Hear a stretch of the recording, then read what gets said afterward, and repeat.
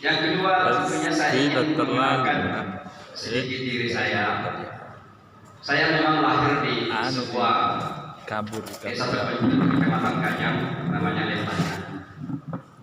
Itu dilalui kalau mau ke Ahmad pusat tempat bagus yang juga punya ketua adat namanya Ahmad. Saya terlahir tumbuh, wajah saya juga tidak perlu dioperasi. Dan yang paling penting adalah wajah saya ini cinta produk-produk Indonesia. Dan tentu sebuah bangsa produk yang terhebatnya yang terpenting adalah manusianya. Karena saya cinta produk Indonesia, maka istri saya harus orang Indonesia.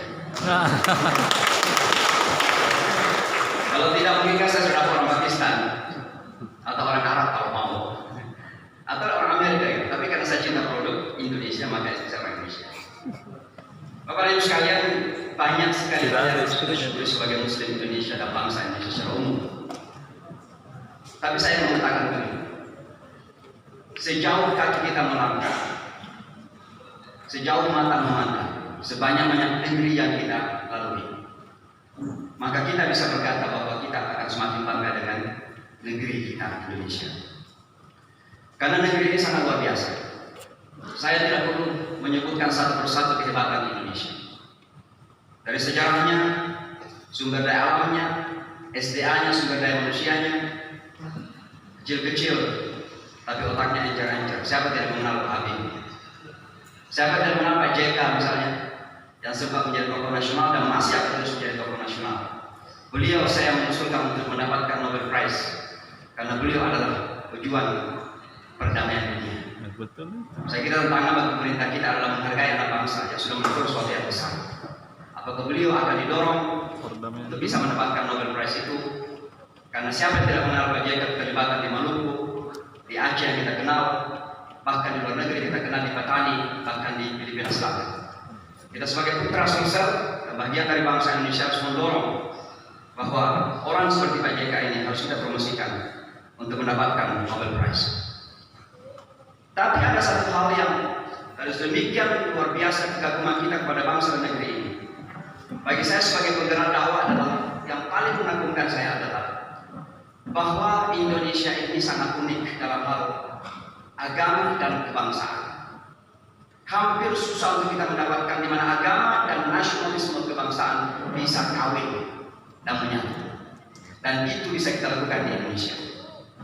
Oleh karenanya banggalah kita bahwa kita umat Islam di Indonesia tidak perlu dicurigai jika kita beragama, dicurigai seolah-olah kita tidak lagi loyal kepada negara kita. Kita bisa menjadi Muslim yang terbaik dan menjadi bangsa Indonesia yang terbaik sekaligus. Dan itu yang saya promosikan di Amerika. Saya sampaikan kepada teman-teman Amerika, jangan pernah curiga kepada kami, karena bagi kami cinta bangsa dan agama adalah dua hal yang tidak perlu terpisahkan. Kita bisa menjadi bangsa Amerika yang the best, yang terbaik, tapi sekaligus bisa menjadi Muslim yang paling komitmen dan tidak perlu dipertentangkan. Syukurlah kita di Indonesia ada Pancasila yang mengatur kita, dan itu common ground.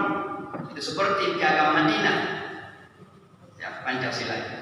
Ada konstitusi kita Undang-Undang Dasar 45. Semua ini adalah sesuatu yang perlu kita syukuri sebagai Muslim secara khusus dan bangsa Indonesia secara umum. Bahwa alhamdulillah kita sesungguhnya tidak perlu banyak diajari orang lain dalam hal apa yang disebutkan dengan nilai-nilai universal, termasuk yang namanya toleransi, menghargai diversity keragaman. Kita tidak perlu diajari orang lain karena itu sudah menjadi darah daging kita di Indonesia. Itu yang pertama yang saya sampaikan. Terima kasih saya sudah diajak sampai di Senjaya di Selayar ini. Sekali lagi sebuah kebahagiaan, dan topik kita pada hari ini adalah sumber dan bagaimana Al-Quran menggambarkan SDM, sekaligus bagaimana SDM unggul itu sampai kepada tingkatan untuk membangun masyarakat madani. Yang harusnya topik ini dibagi dua, saya tentang masyarakat madani dan Ibu Majda tentang SDM-nya, tapi karena beliau berhalangan, maka baru tadi malam disampaikan kalau bisa di-cover juga tentang SDM. Bagaimana Al-Quran memandang tentang membangun sumber daya manusia. Maka saya menyebutnya membangun SDM unggul menuju masyarakat madani, itu topik saya pada pagi hari ini. Walaupun ini baru saya siapkan dari setelah sholat subuh. Bapak Ibu sekalian, manusia itu adalah makhluk yang ajaib. Ada seorang penulis terkenal di Amerika Serikat pernah menuliskan sebuah buku yang berjudul The Unknown, sosok yang tidak dikenal, dan sangat misterius. Kemisteriusan manusia ini yang kemudian menjadikan manusia itu ada pada sebuah elastitisasi yang sangat adalah manusia yang fitrah. Apa itu fitrah?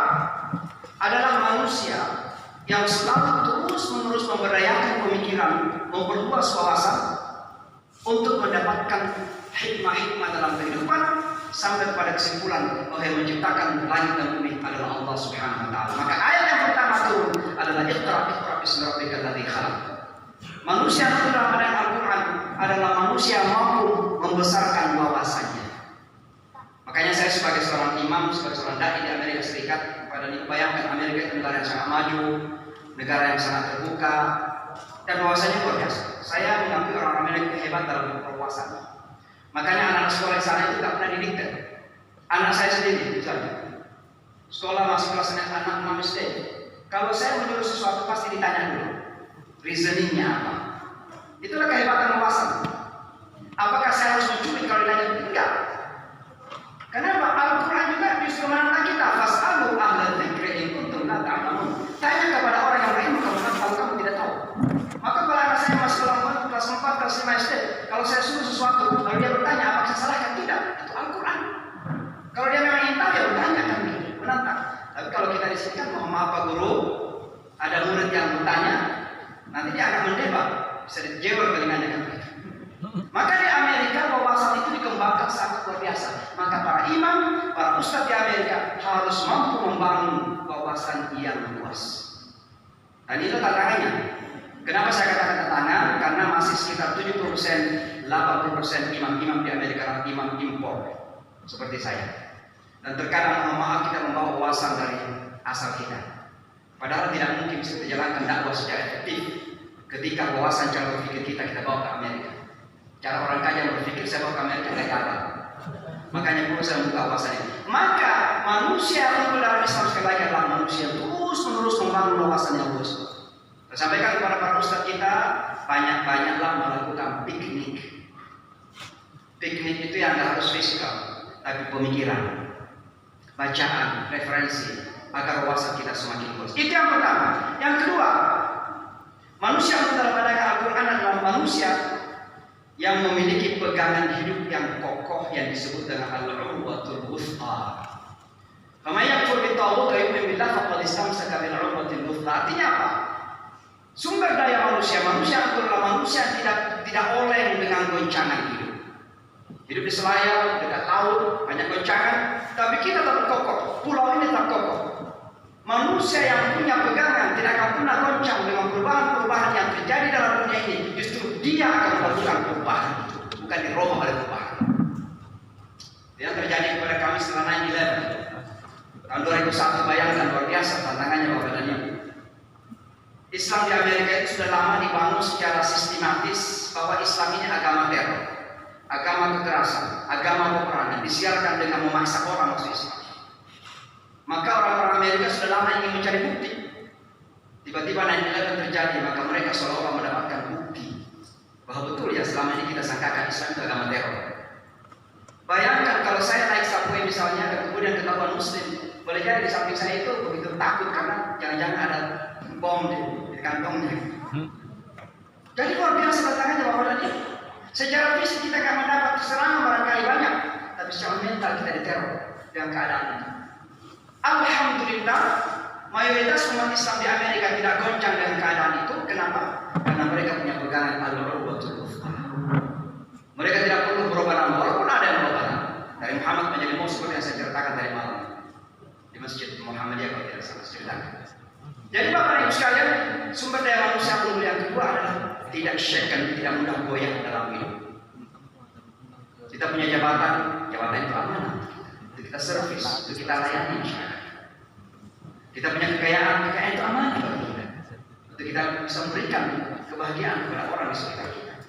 Kita belum punya apa-apa, itu juga adalah takdir Allah Subhanahu wa taala. Kita jantan untuk berusaha mendapatkan rezeki Allah Subhanahu wa taala. Tapi kita tidak pernah berubah mentalitasnya hanya karena keadaan kita yang berubah. Mental seorang mukmin adalah mental baja seperti karang di tengah laut yang dalam. Semakin dihampas oleh ombak semakin kuat dan bersih dan berharga. Itulah mentalitas seorang mukmin. Itu yang kedua, Bapak Ibu sekalian, manusia unggul dalam pandangan Al-Quran. Lalu yang kedua adalah menurut pandangan Al-Quran, manusia yang unggul adalah manusia disebut ulul albab. Apa artinya albab? Kalau tadi Iqra itu lebih banyak kepada wawasan akal dan pemahaman, maka ulul albab adalah kemampuan untuk mengkombinasi antara kekuatan akal dan kekuatan hati. Dalam bahasa Pak Habibie, intak dulu. Itu digambarkan dalam Al-Quran, inna fi khalqis samawati wal ardi ikhtilafil laili wan nahar la ayatin li ulil albab alladziina yadhkuruna Allah qiyaman wa qu'udan wa 'ala junubihim wa yatafakkaruna fi khalqis samawati wal ardi. Gabungan antara yang turun, kekuatan zikir, kekuatan batin, kekuatan jiwa, dan ketajaman pemikiran. Inilah yang menghasilkan manusia-manusia unggul yang disebut ulul albab, yang dipuji sedemikian tinggi dalam Al-Quran itu. Dan oleh karenanya manusia mukmin tidak akan pernah menipu dan tidak bisa ditipu. Kalau hati kita bagus, suci, bersih, tapi mohon maaf akalnya kita tutup, kita rentang menipu orang. Tapi kalau akal kita ini tajam, hebat, luar biasa, tapi ini yang tertutup, kita menipu orang. Maka orang beriman tidak akan tertipu dan tidak akan menipu. Kenapa? Ada kombinasi antara akal dan hati. Dan itu yang disebut dengan ulul azm, ulul albab dalam Al-Quran, manusia unggul menurut Al-Quran. Nah tentu yang selanjutnya yang ketiga empat adalah manusia unggul itu bercirikan kesalehan. Nah Bapak dan Ibu, ini saya ingin menjelaskan sedikit. Kata saleh dalam Al-Quran ini kan berulang-ulang terus disebutkan kan. Wal 'asri innal insana lafi khusr illa alladziina aamanu wa 'amilus shalihat. Iman itu pasti diidentikan dengan kesalehan. Maka walaupun kata saleh tidak dikaitankan dengan iman, itu sudah dipahami bahwa iman itu menuntut kesalehan. Karena orang yang beriman tapi tidak saleh, itu dipertanyakan imannya. Tapi apa itu saleh? Kesalehan, kebaikan. Ternyata kata kebaikan dalam Al-Quran itu minimal ada 6 kata. Yang paling pertama, yang paling rendah derajatnya adalah thayyib namanya. Makanya ada ayat mengatakan kulu mimma fil ardi halalan thayyiban. Makan yang halal dan yang baik. Kenapa? Thayyib itu artinya manusia yang unggul secara fisik. Maka kalau bilang sama orang Arab kaifal hal, apa bagaimana keadaan hari ini? Lalu dia jawabnya thayyib, artinya secara fisik dia baik. Hanya fisik saja. Thayyib. Maka itu adalah kebaikan pada tingkatan pertama yang rendah. Thayyib, baik secara fisik. Kalau baik secara fisik ini diikuti oleh moralitas, akhlaknya, karakternya, perilakunya baik, maka itu disebut khair. Makanya kalian kalau tanya juga kaifal hal, ana bi khair. Artinya saya fisik baik, tapi karakternya juga baik. Itu lebih tinggi lagi kedua. Ya. Itu sudah naik. Kuntum khaira ummatin, umat terbaik karena umat ini secara fisik harus baik, ekonomi baik, politik baik, sosial baik, tapi juga karakternya harus baik. Jangan sekedar maju secara ekonomi, tapi ekonomi itu kemudian karena hasil korupsi, mohon maaf. Itu berarti mentalnya dan perilakunya tidak benar. Maka harusnya, nah di atasnya lagi khair itu ada disebut ma'ruf. Apa artinya ma'ruf? Kebaikan yang sudah menjadi fondasi kehidupan yang kita lakukan karena kita tidak sadar. Ya'muruna bil ma'ruf wa yanhauna 'anil munkar. Nah, Bapak dan Ibu, ini salah satu kelebihan orang-orang di barat. Nilai-nilai kebaikan itu sudah menjadi sebuah kultur dan budaya. Makanya kalau lihat orang Amerika naik subway, kereta bawah tanah, mereka itu antrian begitu teratur, tidak perlu gontok-gontokan. Kalau kita duduk di subway dapat kursi, lututnya masih bisa berdiri. Sementara orang tua yang berdiri nggak dapat tempat duduk, malu sendiri kalau nggak dikasih tempat duduknya. Itulah namanya kesalehan dalam arti ma'ruf yang sudah menjadi budaya. Maka kalau kebaikan tadi, thayyib dan khair tadi naik lagi menjadi sebuah budaya yang beriman, sudah menjadi baik kebaikan, maka itu yang disebut dengan ma'ruf. Al-'urf itu artinya tradisi. Alhamdulillah kita di Indonesia itu punya budaya ma'ruf yang seperti itu. Gotong royong, mudah tersenyum, easy going bahasa Arabnya, mudah bersahabat, mudah bekerja sama. Itu kan semua kultur yang sudah merupakan bagian dari agama sudah merupakan tingkatan ketiga dari kebaikan tadi. Maka kebaikan-kebaikan yang kita lakukan sebagai budaya, jangan disangka hanya budaya saja, tinggal diniatkan saja karena Allah, itu sudah merupakan bagian dari ajaran agama kita. Jadi Bapak Ibu ketiga ya. Yang keempat, kalau budaya tadi ini kita lakukan dengan sebuah kesadaran niat lillahi ta'ala, karena Allah kita lakukan, kita disiplin karena Allah, kita kasih tempat dulu kita karena Allah, bukan sekedar kultur dan budaya, maka itu yang disebut ihsan. Anta'budallaha ka'annaka tarahu fa in lam takun tarahu fa innahu yarak. Kamu sembah Allah seolah-olah dia kamu melihat Allah. Tapi kalau kamu nggak lihat, kamu percaya Allah itu melihat kamu. Kita melakukan segala kebaikan itu karena Allahnya itu yang menjadikan ihsan namanya. Ihsan. Itu tingkatan keempat. Nah, kalau dari tingkatan keempat ini kita kombinasi semua menyatu dari empat hal ini, itulah disebut kesalehan. Makanya dalam Al-Quran illal ladzina amanu bukan wa ma'ruf bukan, tapi wa'amilus shalihat. Karena kesalehan itu menggabung semua unsur-unsur kebaikan tadi itu. Maka manusia unggul dalam Islam adalah manusia yang soleh, yang menggabungkan semua unsur-unsur kebaikan tadi itu. Bapak dan Ibu sekalian, tapi ternyata dari menjadi manusia yang soleh ada lagi manusia yang lebih unggul lagi lebih tinggi, yang disebut manusia muslim. Bukan sekedar baik secara pribadi, tapi mampu membawa perubahan dan perbaikan muslim. Dari kata soleh juga. Nah itulah kira-kira manusia unggul, SDM unggul. Ada berapa yang saya sebutkan tadi, silahkan ingat, saya sudah lupa. Lalu kemudian, mohon maaf ini Pak Moderator, saya berapa lama waktu ini ngasih Pak?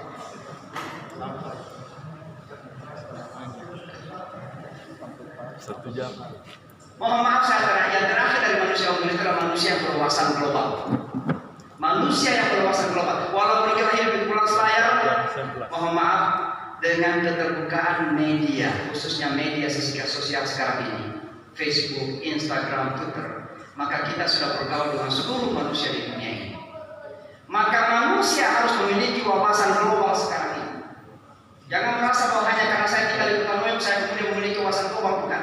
Orang yang tinggal di kampung-kampung terpencil sekarang ini, kalau punya internet, punya cellphone, dia bisa bergaul dengan siapa saja. Karena begitu membuka Facebook misalnya, maka linknya bisa terhubungkan dengan di mana saya dalam dunia.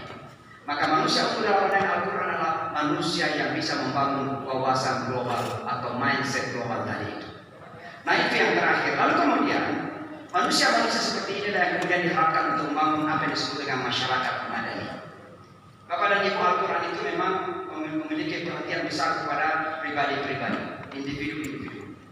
Tapi jangan lupa bahwa Al-Quran tidak mengadres saja individu-individu, tapi juga Al-Quran mengadres apa yang disebut kolektif kehidupan publik manusia.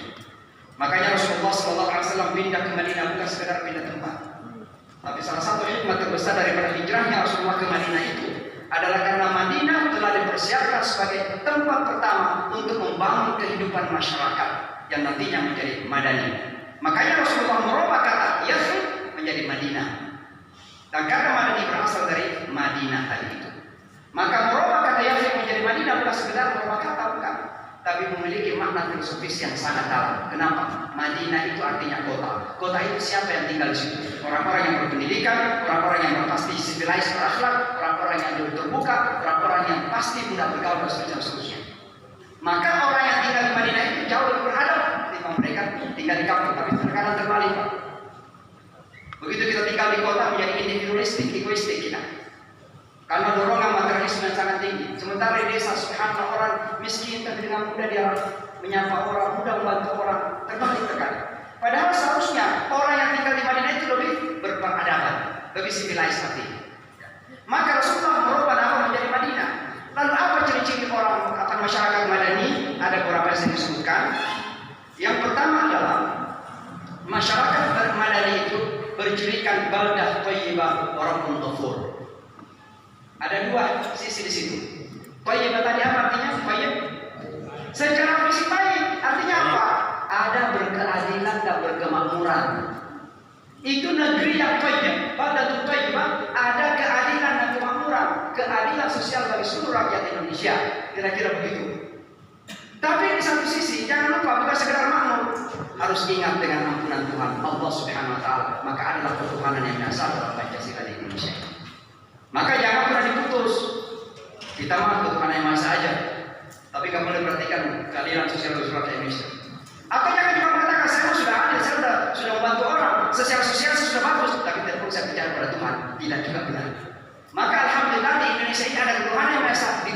keadilan, itulah baldatun thayyibatun wa rabbun ghafur. Masyarakat seperti ini unggul menurut Al-Quran tadi. Itu yang pertama, singkat saja. Kemudian yang kedua adalah berasaskan kalimat thayyibah. Apa kalimat thayyibah itu? Al-Quran mengatakan, alam tara kaifa daraballahu mathalan kalimatan thayyibah kasyajaratin thayyibah asluha tsabitun wa far'uha fis sama'. Masyarakat Madaniyah unggulan dalam pandangan Islam adalah masyarakat yang seperti pohon yang kuat, akarnya terhujam ke dalam tanah. Artinya apa? Imannya kokoh, mentalitasnya baja. Tapi tidak cukup, dia harus nampak ke atas tinggi. Apa artinya? Memperlihatkan karakter. Jadi jangan merasa imannya sudah kuat tapi karakternya dipertanyakan. Karakter juga tidak cukup secara individu. Apa itu? Samarat, harus ada buah yang kita berikan kepada manusia. Maka membangun peradaban adalah tanggung jawab masyarakat Madani dalam Islam. Itulah buah-buah yang harus kita hasilkan. Itu yang kedua ya, singkat saja. Lalu yang ketiga adalah umat unggulan atau masyarakat Madani unggulan dalam Islam adalah apa yang disebut dengan wa kadzalika ja'alnakum ummatan wasata, umat wasat, umat pertengahan. Terkadang kata pertengahan ini terjemahkan dengan kata moderasi, moderation, moderat. Sangat-sangat tidak cukup. Karena moderat tidak akan bisa menerjemahkan kata wasat itu. Dalam bahasa Inggris kata wasat ini biasa diterjemahkan dengan kata justly balance, keseimbangan yang berkeadilan. Ya, tapi itu pun tidak cukup sebenarnya menerjemahkan kata wasat dalam bahasa Al-Quran. Lalu apa kata wasat itu? Saya cuma ingin menunjukkan beberapa poin-poinnya saja atau pilar daripada wasatiyah. Pilar daripada kata umat wasatan itu sebagai salah satu ciri daripada masyarakat Madani. Yang pertama adalah al-i'tidal. Apa itu? Bapak ini kalau salah tadi itu naik begini. Artinya menegakkan keadilan, adalah i'tidal. Masyarakat unggulan dalam Islam harus selalu berani untuk menegakkan keadilan walaupun itu melawan dirinya sendiri. La yajrimannakum syana'an qaumin 'ala alla ta'dilu i'dilu wa aqrabu lit-taqwa. Keadilan adalah substansi kehormatan manusia. Sekaya apapun disuap perut kita dengan duit, tapi dizalimi kita tidak akan pernah tenang dalam hidup ini. Maka orang yang masyarakat yang unggul harus membangun keadilan dalam kehidupan. Tidak. Yang kedua adalah tawasul, keseimbangan. Bukan hanya spiritual dan fisikal, bukan dunia akhirat saja, tapi dari segala aspek kehidupan manusia harus ada tawasul, keseimbangan. Yang ketiga adalah tasamuh, being tolerance. Toleransi penting sekali. Masyarakat Madani itu adalah masyarakat yang berani tampil dengan ciri khusus khasnya, dengan cirinya yang unik. Misalnya ibu muslim pakai jilbab, berani tampil dengan itu. Tapi bukan berarti kalau melihat ada ibu-ibu yang tidak pakai jilbab berarti direndahkan. Ibu memakai jilbab itu pilihan karena Allah, karena ingin beribadah. Setiap langkah dikasih pahala oleh Allah. Tapi jangan dipakai pembenaran untuk merendahkan orang lain. Maka itu disebut dengan toleransi. Insya Allah Al-Quran mengatakan inna dina indallahi Islam. Tapi itu juga jangan dipakai sebagai pembenaran untuk merendah-rendahkan orang lain. Dipakai untuk kita merasa terhormat, merasa bangga, merasa mulia, tapi bukan berarti merendahkan orang lain. Maka yang namanya toleransi adalah bangga dengan milik kita, tapi dihormati miliknya orang lain. Itu yang disebut dengan toleransi. Lalu yang keempat adalah syura. Ada konsultasi syura di antara masyarakat Madani ini. Maka yang namanya dictatorship itu tidak pernah diterima dalam masyarakat Islam sesungguhnya. Saya sangat aneh, bingung saya. Terkadang pemerintahan diktator merasa lebih Islami. Maka saya sebagai seorang Muslim pelajar, saya masih merasa belajar ini. Sejauh saya berjalan ini, semakin dalam ini dalam dunia Islam ini terkadang ada yang merasa lebih Islami, tapi sistem pemerintahannya itu diktator. Misalnya kerajaan-kerajaan, ya. Kalau ada yang tidak mendoakan saja di masjid rajanya, besok pasti akan dipercaya jadi imam. Itu kan terjadi. Jadi Bapak dan Ibu sekalian, dalam Islam masyarakat Madani itu mengedepankan apa yang disebut dengan wa amruhum syura bainahum. Ada yang disebut dengan syura itu.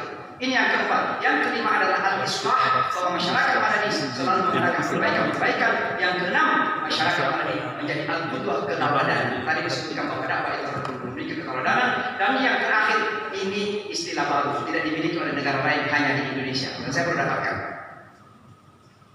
Yang namanya umat wasat dalam konsep Indonesia, salah satu cirinya adalah al-muwatanah, kebangsaan.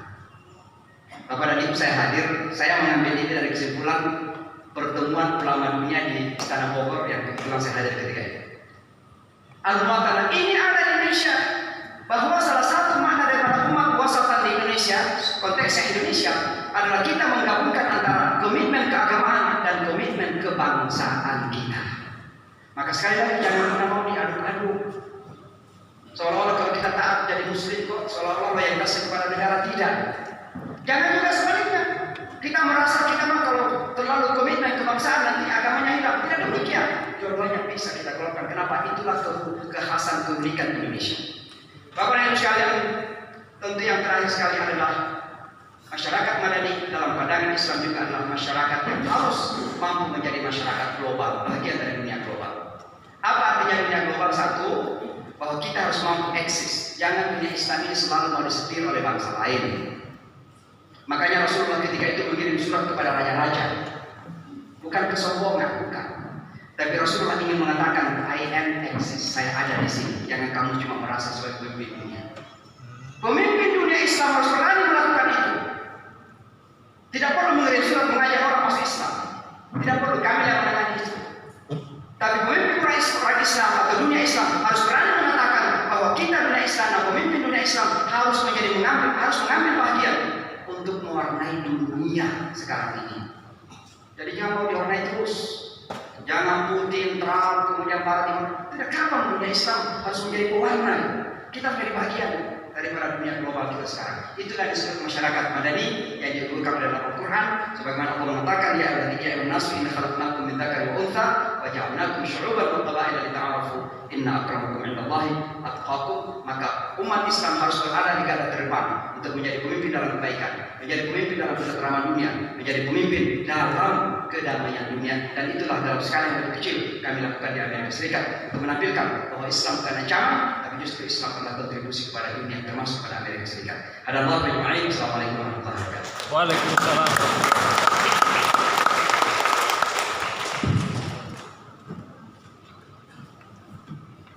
Baik, terima kasih kepada Bapak narasumber yang telah memaparkan hal-hal tentang masyarakat Madani.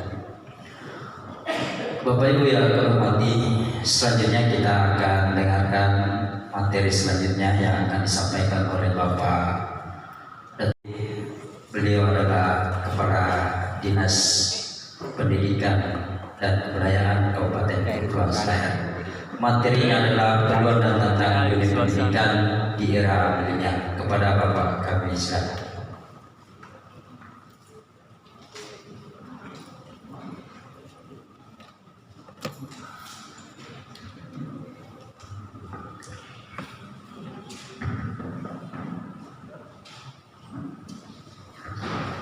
Assalamualaikum warahmatullahi wabarakatuh.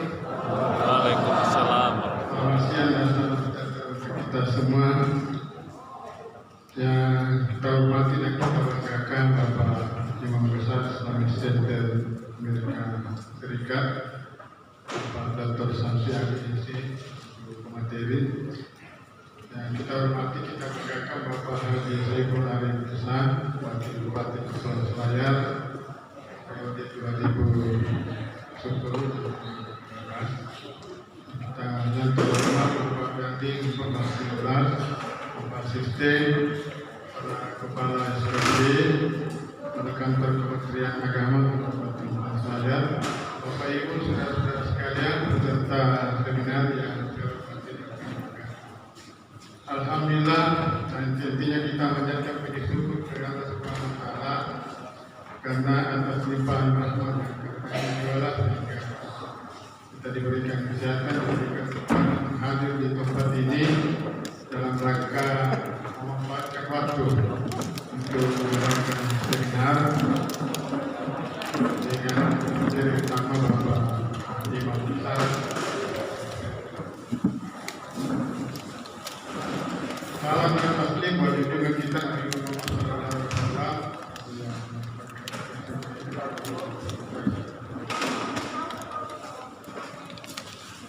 Bapak-bapak dan ibu yang saya hormati, dengan tema yang diberikan kepada saya kesempatan ini yaitu peluang dan dunia pendidikan di era milenial. Kalau tadi kita sudah mendengarkan apa kata Tuhan terhadap orang kami, maka pada kesempatan ini kami akan menyampaikan di dunia pendidikan.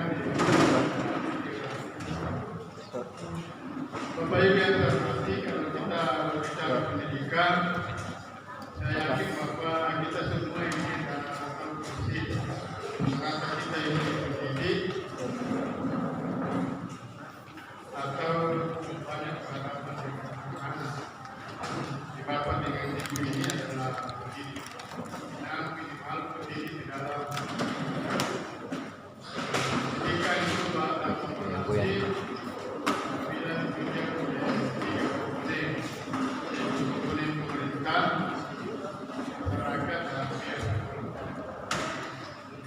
oleh karenanya kita harus memakai apa yang pendidikan sebenarnya. Di pendidikan itu adalah merupakan proses transformasi budaya dari generasi ke generasi. Budaya yang akan kita sampaikan dari generasi ke generasi. Hari ini kita mengajar generasi kita, generasi kita akan mengajarkan generasi. Itulah pendidikan. Banyak dilakukan tadi oleh materi terkait dengan bagaimana kita berpikir. Ada juga pakar atau para ahli mengatakan bahwa pendidikan itu adalah merupakan proses kemanusiaan. Jadi kemanusiaan manusia untuk menjadi manusia yang berkemanusiaan dan manusia dewasa dan manusia sempurna. Jadi pendidikan itu kemanusiaan manusia.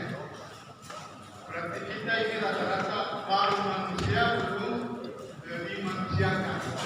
Jadi kemanusiaan manusia untuk menjadi manusia yang berberi kemanusiaan dan manusia dewasa serta manusia sempurna. Itulah proses pendidikan. Manusia. Jadi inti dari pendidikan itu sebenarnya adalah pendidikan karakter untuk membentuk karakter dan jati diri anak. Dan kita tidak ubahnya seperti pandai emas. Anak-anak itu yang kita hadapi di sekolah itu seperti emas batangan. Kita mau jadikan apa ini? Kalau pandai emas mendidik baik, mungkin sudah jelas akan dijadikan cincin, dijadikan foto, makanan yang jadi gigi dan lain sebagainya. Jadi pada di sekolah juga seperti kita mau anak ini masuk seperti emas batangan. Kita mau bentuk jadi apa? Itulah pendidikan. Kita mau bentuk karakternya ini mau jadi apa? Oleh karenanya, menghadapi era pendidikan ini atau era majunya teknologi atau semakin canggihnya alat komunikasi dan seterusnya, itu sistem pendidikan harus diperhatikan. Oleh karenanya, Pak Menteri Pendidikan sekarang yang tidak mau dipanggil Pak Menteri, mau dipanggil Mas Menteri, itu akan mengadakan perubahan kebijakan. Mas Menteri. Dan salah satu yang ingin dirubah yang pertama itu adalah tujuan pendidikan itu sendiri. Karena selama ini memang kalau kita lihat tujuan pendidikan itu sudah sangat jelas, Pak. Jadi ada ahli pendidikan dulu namanya Benyamin S.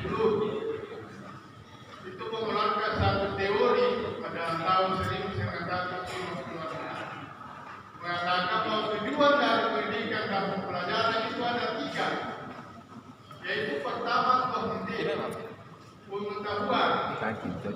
yang kedua visi komotorik, keterampilan, dan yang ketiga afektif, sikap dan nilai.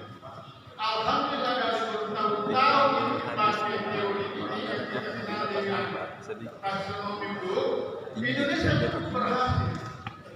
dalam pendidikan, tapi yang berhasil itu hanya taksonomi yang satu, yaitu pengetahuan. Keterampilannya ini dimaksudkan termasuk sikap. Kalau soal pengetahuan mau tidak menarik kita saja kalau jabatan kalau begini tidak kalah dengan luar negeri. Kalau soal pengetahuan yang kurang kita adalah keterampilan dan nilai-nilai dalam kehidupan sehari-hari. Ini juga pemahaman. Selama ini pendidikan kan hanya mengajarkan kehidupan sehari-hari, lupa bahwa ada kehidupan semalam-malam. depan semalam-malam. Sehingga banyak orang bagus kalau kerja di siang hari, tapi begitu malam hari, kenapa kata kita harus menegaskan ini kehidupan sehari-hari? Bahwa ini termasuk kehidupan semalam-malam. Jadi orang yang dibuatnya, bagus siang hari, begitu malam hari kita nggak bisa lagi tandai. Udah rambutnya dibersih, tidur lagi di pinggir pantai, pakai pendek, pakai sekis, tidak lekat. Bagi saya Pak. Ini pendidikan kita Pak. Kenapa? Karena hanya fokus pada pengetahuan.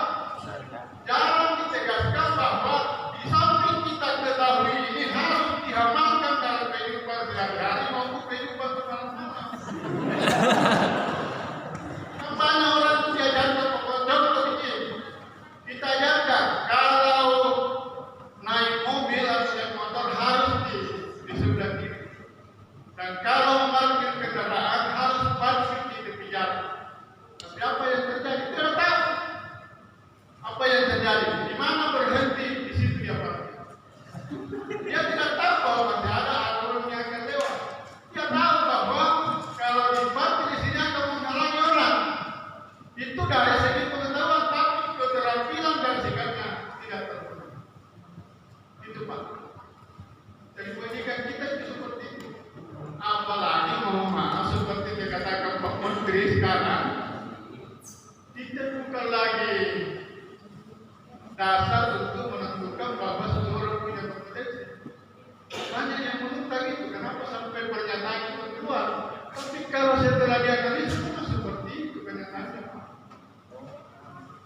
Contoh saja ini, seseorang ini sering saya sampaikan kepada para guru-guru maupun setiap orang bekerja dengan guru-guru bahwa itu pas kuliah Filipo pernah berkunjung ke Australia. Kemudian sampai di Australia dibawa ke perguruan tinggi ternama di sana. Dia kelilingi semua fakultas yang ada di dalam perguruan tinggi. Semua ramai, fakultas hukum ramai, sosial ramai.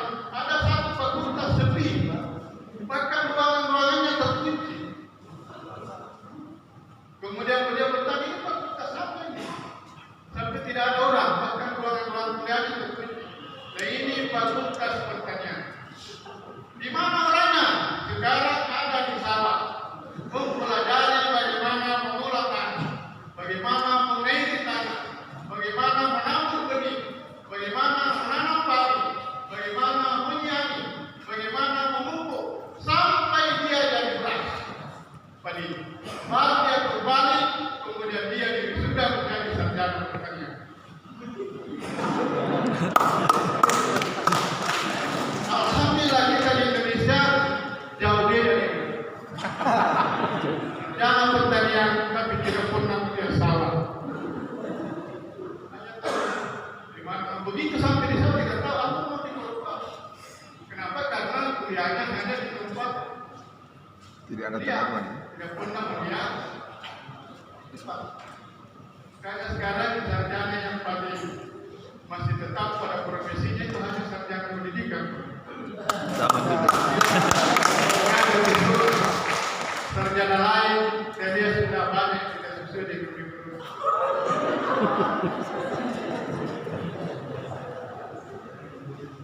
Itu baru sarjana pertanian. Bagaimana sarjana perikanan? Yang nanti dia melihat ikan kalau dia punya makan. Itu tuh masih bertanya kepada orang tuanya yang tidak sekolah, ikan apa ini mama? Bayangkan kalau kita sekolah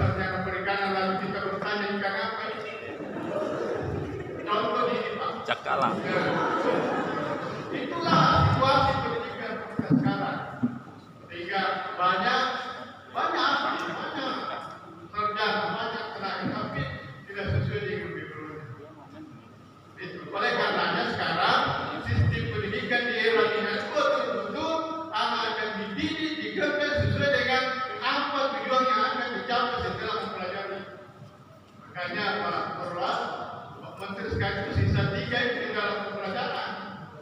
Ya, tujuan pembelajaran anak ini mau diapa, kemudian bagaimana proses pembelajarannya, kemudian bagaimana penilaiannya, asesmennya.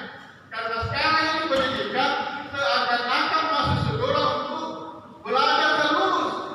Setelah lulus, selesai persoalan. Padahal setelah lulus justru persoalan yang mana? Di mana mau lanjut? Setelah selesai, di mana mau kerja? Justru persoalan. Makanya sistem penilaian sekarang dirubah menjadi sistem asesmen. Tidak lagi anak diuji untuk ujian akhir mendapatkan ijazah lalu soalnya pilihan ganda.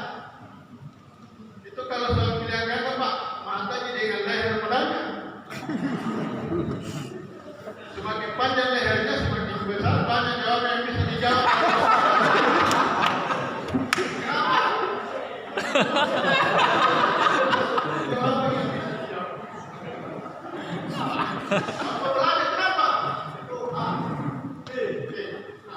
Makanya sistem penilaian sekarang dirubah menjadi sistem asesmen. Betul-betul dinilai anak ini sanggup, mampu, dan dia sudah ada aspek kognitifnya, psikomotoriknya dan apetitif. Jadi walaupun tinggi kognitifnya, kalau apetitifnya tidak, contoh Pak, bagi teman-teman yang mengajar agama atau guru agama, kan kita mengajarkan bagaimana anak-anak semua hafal Pak, bahwa salah sunat ini, salah wajib ini, sampai pada semua pintu-pintu surga dihafal. Satu yang tidak dihafal, pintu masjid. Anak-anak dapat 10 pendidikan agama, adakah yang salah di masjid? Bagaimana mau salah di masjid, dan gurunya juga tidak ada di sana. Jadi yang kurang kita sekarang, dengan psikomotoriknya itu. Kami saya tegaskan di sini guru agama, jangan lagi mengajar di kelas, kalau masuk di masjid. Sebelum masuk jelaskan ini namanya masjid, tempat ibadah bagi umat Islam. Kita itu tempat ibadah kita. Masuk, kaki apa doa masuk. Baca doanya apa? Saya kita jauh lebih bisa ditangkap oleh anak dibanding dengan kalau kita di kelas berkuar-kuar menjelaskan. Tapi kita setengah mati menjelaskan, anak-anak juga setengah mati tidak mengerti.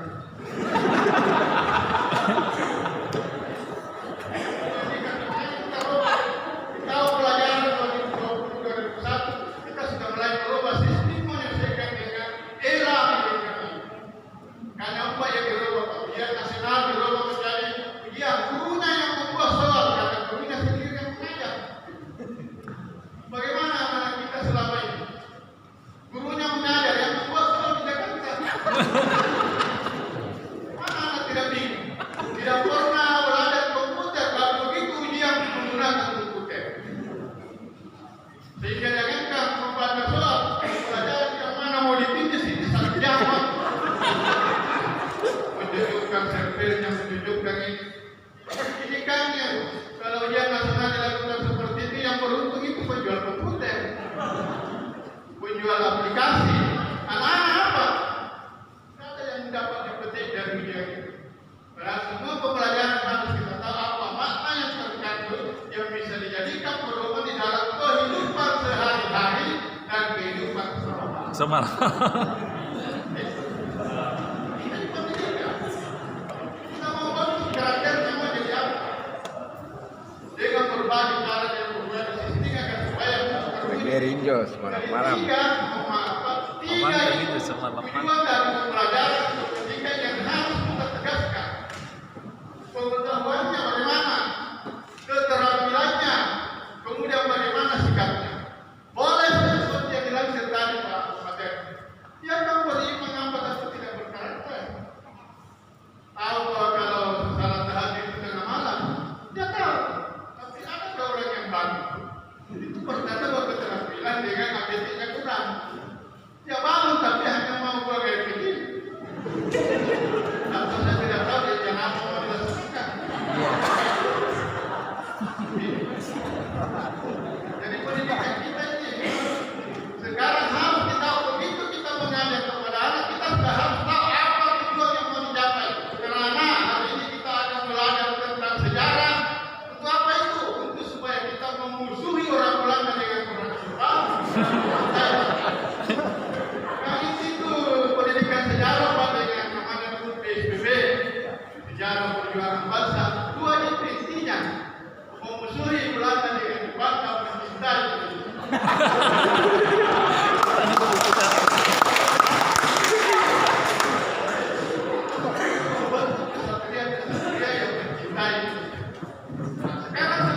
Belanda dengan Di Jepang. dalam mengajar, mereka Mencintai harus jelas apa tujuan mau dicapai.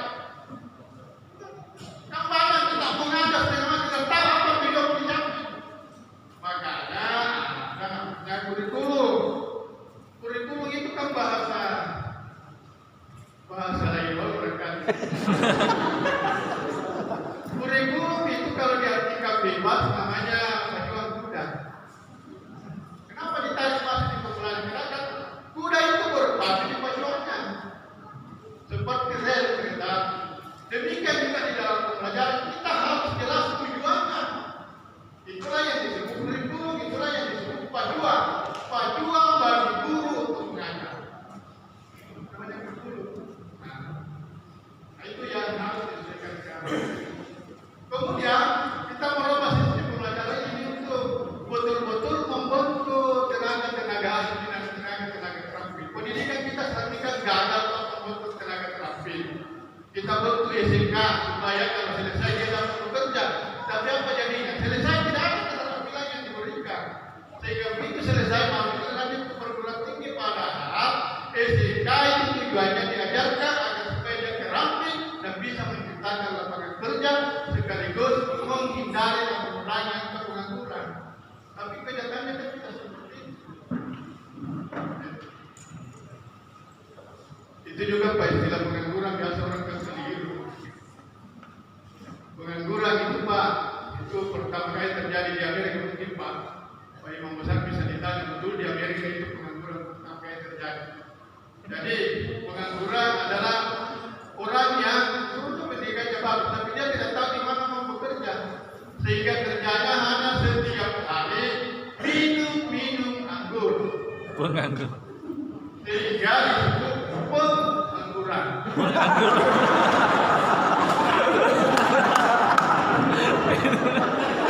Setiap hari. Sekarang kalau kita cari pengangguran di sini ada, yang mana itu pengkopian.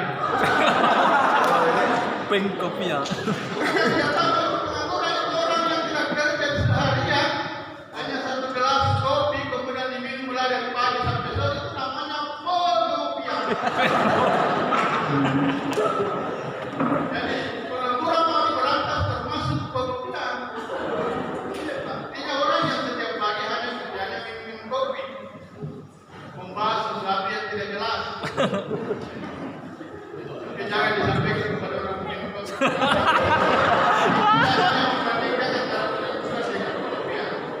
Makanya sebenarnya kita tidak bangga kalau di mana-mana di ruang kopi semuanya itu memberikan kemalasan kepada warga.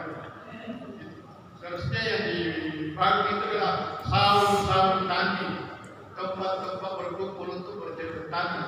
Ada perguruan yang begitu Kementerian Pertanian, waktu saya masih di dinas pertanian, itu saung tani, bangun gazebo di kebun di sawah agar supaya bisa berkelompok bercerita untuk memikirkan apa yang bisa ditanam supaya bisa menjadi sumber kehidupan daripada membangun saung kopi. Contoh itu Pak jangan disampaikan kepada Bapak.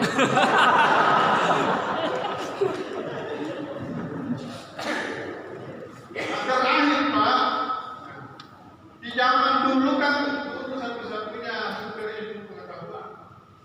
Sekarang guru bukan lagi satu-satunya sumber, ada Google, ada apa, ada Twitter, apa dan lain sebagainya.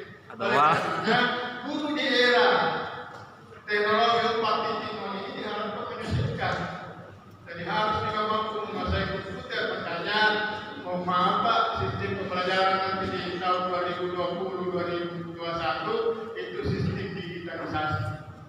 Jadi perangkat pembelajarannya digital, kemudian mungkin yang digunakan dalam proses pembelajaran juga digital. Tapi di dalam media ini itu akan dikembalikan ke sekolah masing-masing untuk menentukan bahwa anak ini bisa lulus atau tidak. Yang jelas, karena saya lihat banyak teman-teman guru itu Pak yang tiga itu jangan sekali-kali lupa itu pengetahuannya, keterampilannya juga sikap. Itulah karakter. Seperti dikatakan tadi Pak, bahwa kalau naik di mobil atau di bus ada orang tua itu yang kita dahulukan. Itu apetitnya itu Pak, nilai-nilainya yang bagus. Malah sudah duduk yang bilang berdiri kan nomorku di situ. Nenek sudah nenek berdiri kita nenek ke saya yang punya nomor di sini. Coba dia sudah duduk mau mempersilahkan orang, sudah duduk lagi nenek yang masih berdiri. Kenapa? Karena itu tadi kan keterampilan dengan sikap yang berbeda. Inilah yang harus kita robah sistem pelajaran di era ini. Mudah-mudahan nanti di tahun pelajaran 2021 diharapkan bisa kita laksanakan dan bisa kita menciptakan manusia-manusia yang unggul, SDM unggul untuk Indonesia maju. Jika saya kira hanya dilibatkan bersama Mas Menteri, semua kepala dinas di Indonesia dalam memberikan materi jangan lewat dari 15 menit. Karena biasanya sudah dipahami dia 15 menit, tapi kalau menjadi 20 menit akhirnya semuanya sudah tidak dipahami. Karena diubah, sekarang itu jangan lagi lebih banyak menggunakan jam pelajaran, tapi diharapkan supaya diberikan keterampilan dan sikap kepada anak, jangan teori terus. Jadi anak-anak sekarang tidak dituntut satu hari penuh berada di kelas, tapi sekali-sekali tinggalkan. Karena terjadi penyeludupan pelajaran. Bayangkan kalau pagi-pagi matematika, lampu memang meluna. Naik tingkat sama boleh fisika, lampu boleh luna. Naik boleh kimia, waktu naik boleh terakhir sejarah. Turun lagi lebih turun aku tanam. Siapa yang antara tes proklamasi? Karena anak bingung matematika bingung yang mengatakan saya tidak tahu Pak, dan bukan saya. Akhirnya gurunya jengkel, terasa dia terbeleng karena kurang ngajarin tes proklamasi siapa tanda tangannya. Akhirnya kembali ke orang tuanya. Kenapa kau cepat pulang? Dia bilang itu guru luar biasa. Masa saya nanti itu menandatangani tes proklamasi? Dia bilang kembali ke sana itu hanya pendidikan karakter itu. Kau ke sana dan kau akui kalau kamu sudah tahu.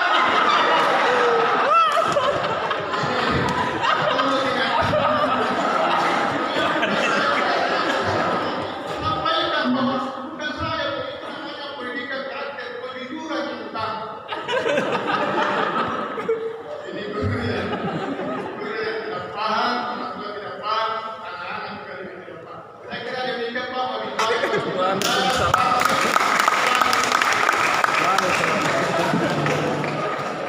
Trai được về nữa.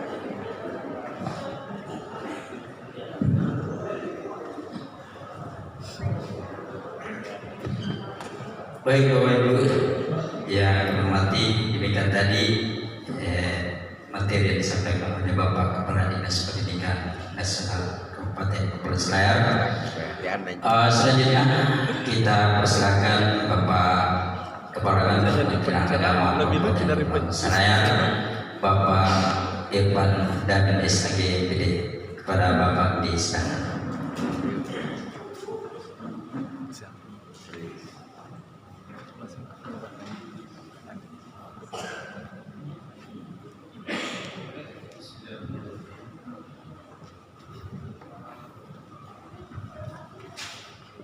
Assalamualaikum warahmatullahi wabarakatuh. Waalaikumsalam.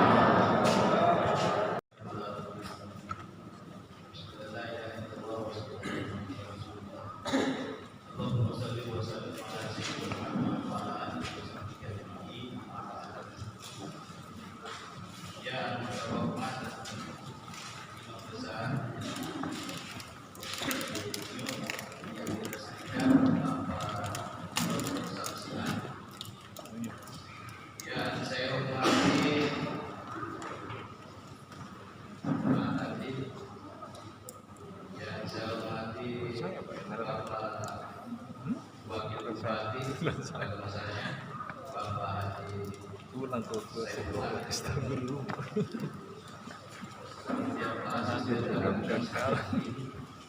Serta hadirin-hadirat peserta seminar tingkat internasional yang dilaksanakan di aula Kantor Bupati Kabupaten Kepulauan Selayar. Syukur alhamdulillah kita panjatkan kepada Allah Subhanahu wa taala karena kita diberikan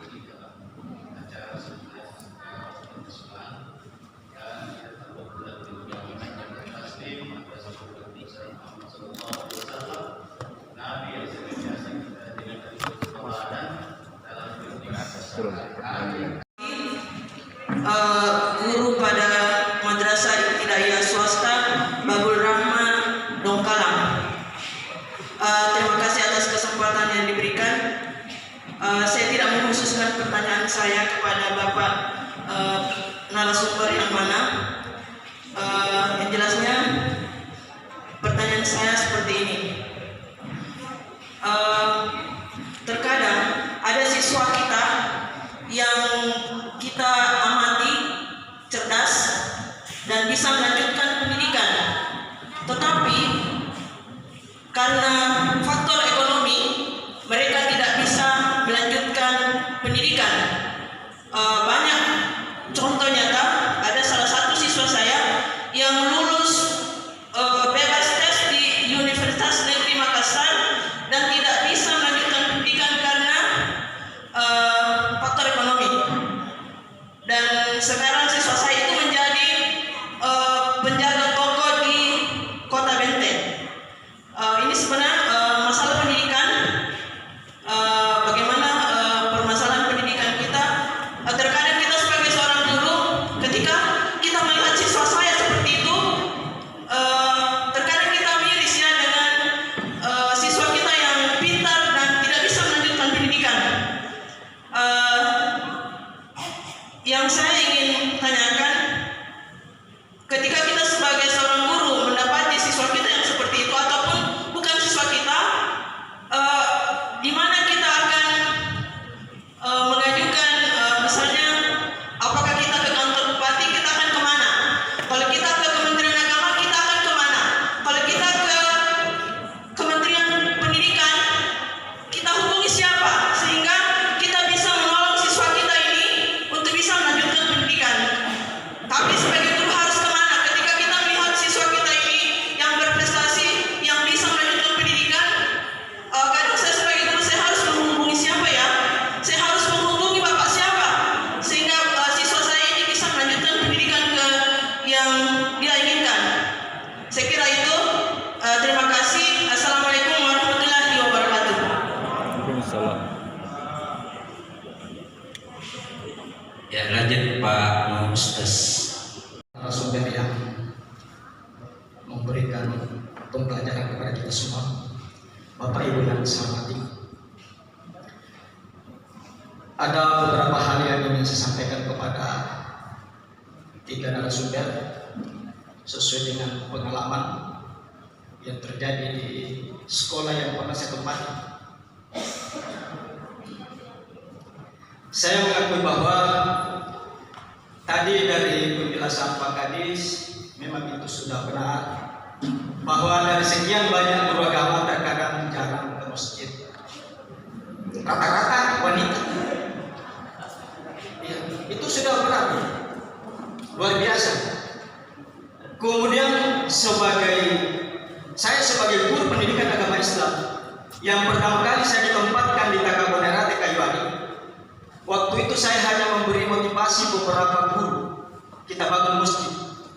Tujuan saya adalah untuk memotivasi diri saya sendiri terhadap hubungan ritual dengan Allah Subhanahu wa Ta'ala. Ternyata kita mampu bangun masjid. Kemudian pindah ke Manaraya, pindah ke Pasilambe.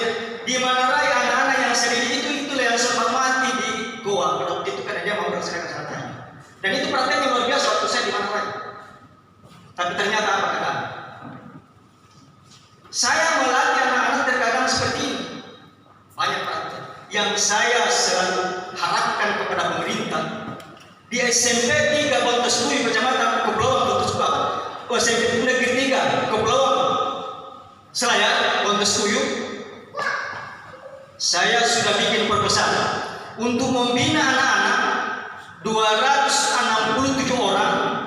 Bagaimana kita bisa membangun spiritualnya, mentalnya, termasuk posisi saya sebagai guru agama untuk ikut membangun memotivasi diri saya untuk membangun moralitas saya sebagai seorang guru. Dan saya bukan saja guru di sekolah, tapi masih guru di masyarakat sampai saat ini. Banyak majelis taklim yang saya lakukan di Kecamatan Bontosbui. Jadi kita sebagai guru agama memang kita harus bagaimana menciptakan atau bagaimana kita bisa melangkah untuk menjadi yang terbaik. Kemudian waktu saya di Kayuani, saya bangun masjid dengan kayu yang ada di kebun saya suruh olah bawa kayu ini. Karena itu adalah kampung kelahiran saya. Sementara di Bina berjalan beberapa tahun kemudian saya pindah. Saya mau pindah di mana lain, beberapa tahun pindah. Bina di Padiaran, pindah ke Selambena. Masuk di SMP Mbak Sata Kontes Kuyuk. Pada waktu itu saya bangun masjid, baru 1 tahun pindah lagi. Tidak bisa melakukan itu semua. Nah, yang terakhir Bapak, yang saya inginkan, saya sebagai guru agama, dari kemampuan akademik saya memang tidak terlalu ini, tapi saya selalu bagaimana cara saya untuk bisa menciptakan yang terbaik terhadap diri saya, keluarga, anak-anak saya, dan juga di masyarakat. Karena sampai saat ini juga saya tetap punya majelis taklim beberapa di Kecamatan Kontes Kuyuk. Kemudian ia melaku harapkan sekali buat kita semua. Mohon kepada Bapak Kemenang dan juga Dinas Pendidikan, barangkali masjid kami di SMP 3 Kepulauan Selayar bisa dibantu perbaikan dan rehabilitasinya. Karena sudah 3 kali saya masukkan proposal sampai saat ini belum bisa terlaksana. Nah itu kalau kita mau membina anak-anak 267 orang, bagaimana kira-kira wajah wujudnya? Jadi saya antar ke Masjid Pariangan, Galung Selatan, Pariangan Selatan, pada saat kita melaksanakan salat duha. Kemudian pada saat melaksanakan salat berduhur, kendala yang pertama adalah masjid, maka yang kedua adalah sarana air tidak ada. Jadi ini yang saya inginkan kepada pemerintah, barangkali kami bisa dibantu dalam hal ini untuk bisa mengembangkan, membina anak-anak kita dari spiritualnya terhadap Allah SWT dan juga hubungan kepada sesama. Demikian ini yang bisa saya sampaikan, mudah-mudahan dapat terlaksana dan kami bisa dibantu di dalam hal pembinaan anak-anak kami di SMP maupun di sekolah-sekolah. Terima kasih. Assalamualaikum warahmatullahi wabarakatuh.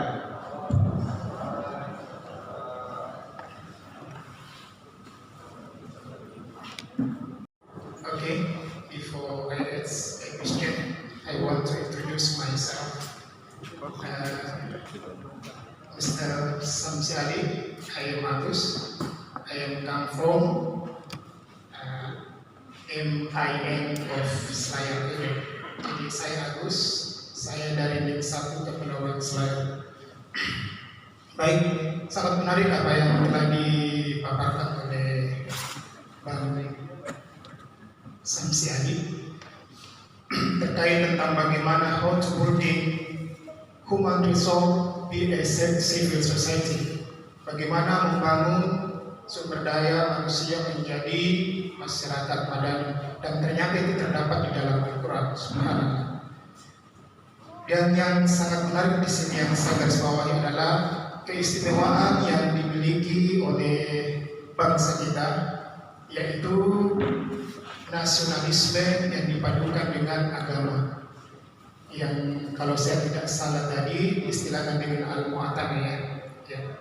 Kemudian ada hal yang sampai sekarang itu masih terus menjadi ganjalan di dalam diri saya, seperti yang telah dipaparkan oleh materi tadi tentang firman Allah di dalam Quran di dalam Al-Quran, walam tabda'an kal yahudu wa la nasara hatta illa tahu, bahwa orang-orang di luar Islam itu tidak akan pernah senang kepada kita sebelum kita mengikuti agama atau milah mereka. Dan ini pernah diungkapkan oleh seorang mantan pendeta dalam sebuah bukunya yang berjudul Dari Berat Salib Menuju Ketuhanan Islam. Dipaparkan di sana bagaimana metode-metode yang dilakukan oleh mereka supaya kita ini mengikuti milah mereka. Dan salah satunya adalah kalau mereka berjumlah dalam keadaan minoritas, maka didengungkan tentang toleransi, dan kalau mereka berjumlah mayoritas, mereka menggunakan penindasan atau pemaksaan. Dan ini sejarah telah membuktikan tentang kejadian yang ada di Maluku, di Poso.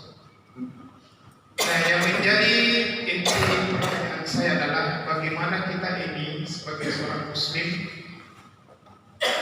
menyikapi ayat ini, dan bagaimana sikap kewaspadaan yang harus kita tingkatkan terhadap gejolak nasional yang kayaknya sekarang ini membenturkan antara agama Islam dengan kepentingan nasional. Seperti yang dikatakan bahwa kalau kita Islam secara kafah, maka kita tidak nasionalis. Sebaliknya kalau misalnya kita nasionalis, maka kita tidak bisa menjadi Islam yang kafah. Seperti itu. Wassalamualaikum warahmatullahi wabarakatuh. Waalaikumsalam.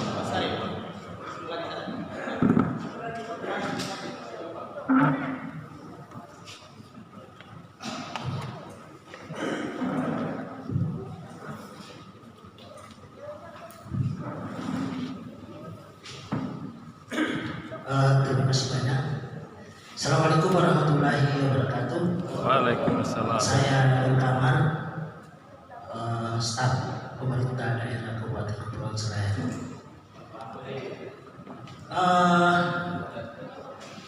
Bapak pemateri yang saya hormati, Bapak Ibu yang saya hormati. Yang pertama, saya mengucapkan syukur alhamdulillah. Kenapa saya katakan? Kenapa saya bersyukur? Karena selama ini Pak Samsi Ali, saya selalu ikuti Bapak di YouTube. Saya selalu mengikuti di YouTube. Dan saya selalu berdoa, mudah-mudahan saya bisa ketemu dengan Pak Samsi Ali. Ini bukan apa, betul-betul dari kenapa saya kagum dengan Pak Samsi Ali dan saya ikuti terus di YouTube karena sekarang ini Pak di Indonesia luar biasa itu pertentangan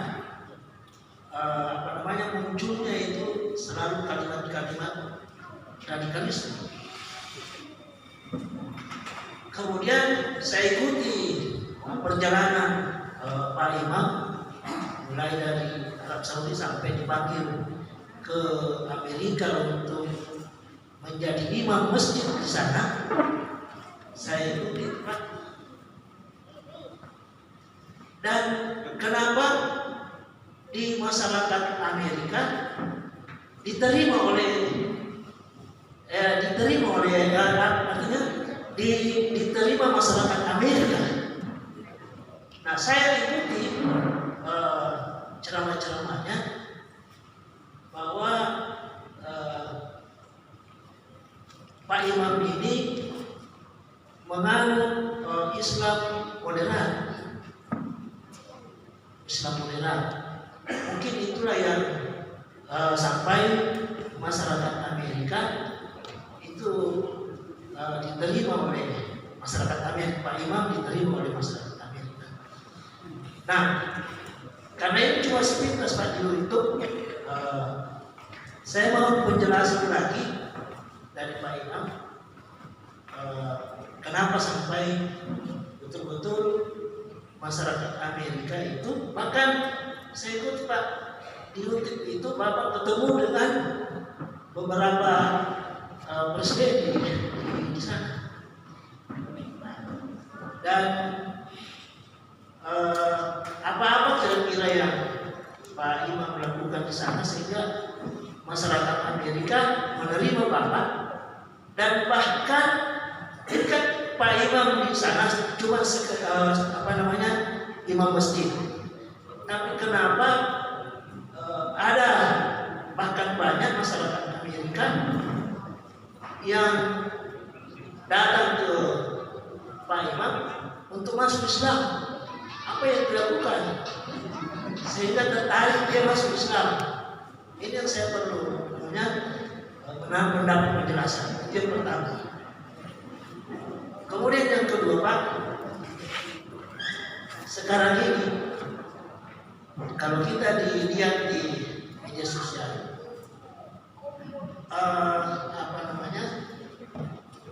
luar biasa melarang kita untuk mengucapkan selamat Natal. Selamat Natal. Saya terus terang Pak, di istri saya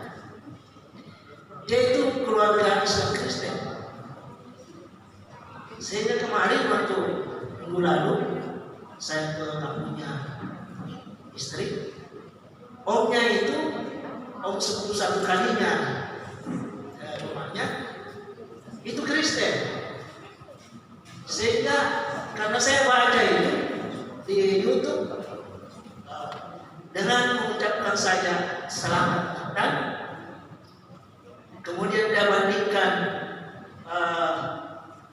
kepada selamat, misalnya kalau ada orang kawin, ada ulang tahun, berarti pengakuan kepada mereka, pengakuan kepada agamanya. Sehingga saya bingung memformulasikan kalimat apa yang saya akan ucapkan kepada keluarga istri ini yang Nasrani, sehingga dia akidah saya tidak terganggu dan dia menerima. Sehingga saya katakan, saya dapat formulasi kalimat, saya katakan selamat melaksanakan Natal. Jadi orang ketiga selamat melaksanakan Natal. Kalimat itu yang saya ucapkan, yang saya dapatkan itu dan menyampaikan kepada mereka. Ini barangkali Pak Imam, mohon penjelasan barangkali bagi saya dan bagi kita semua. Terima kasih. Assalamualaikum warahmatullahi wabarakatuh. Waalaikumsalam warahmatullahi wabarakatuh.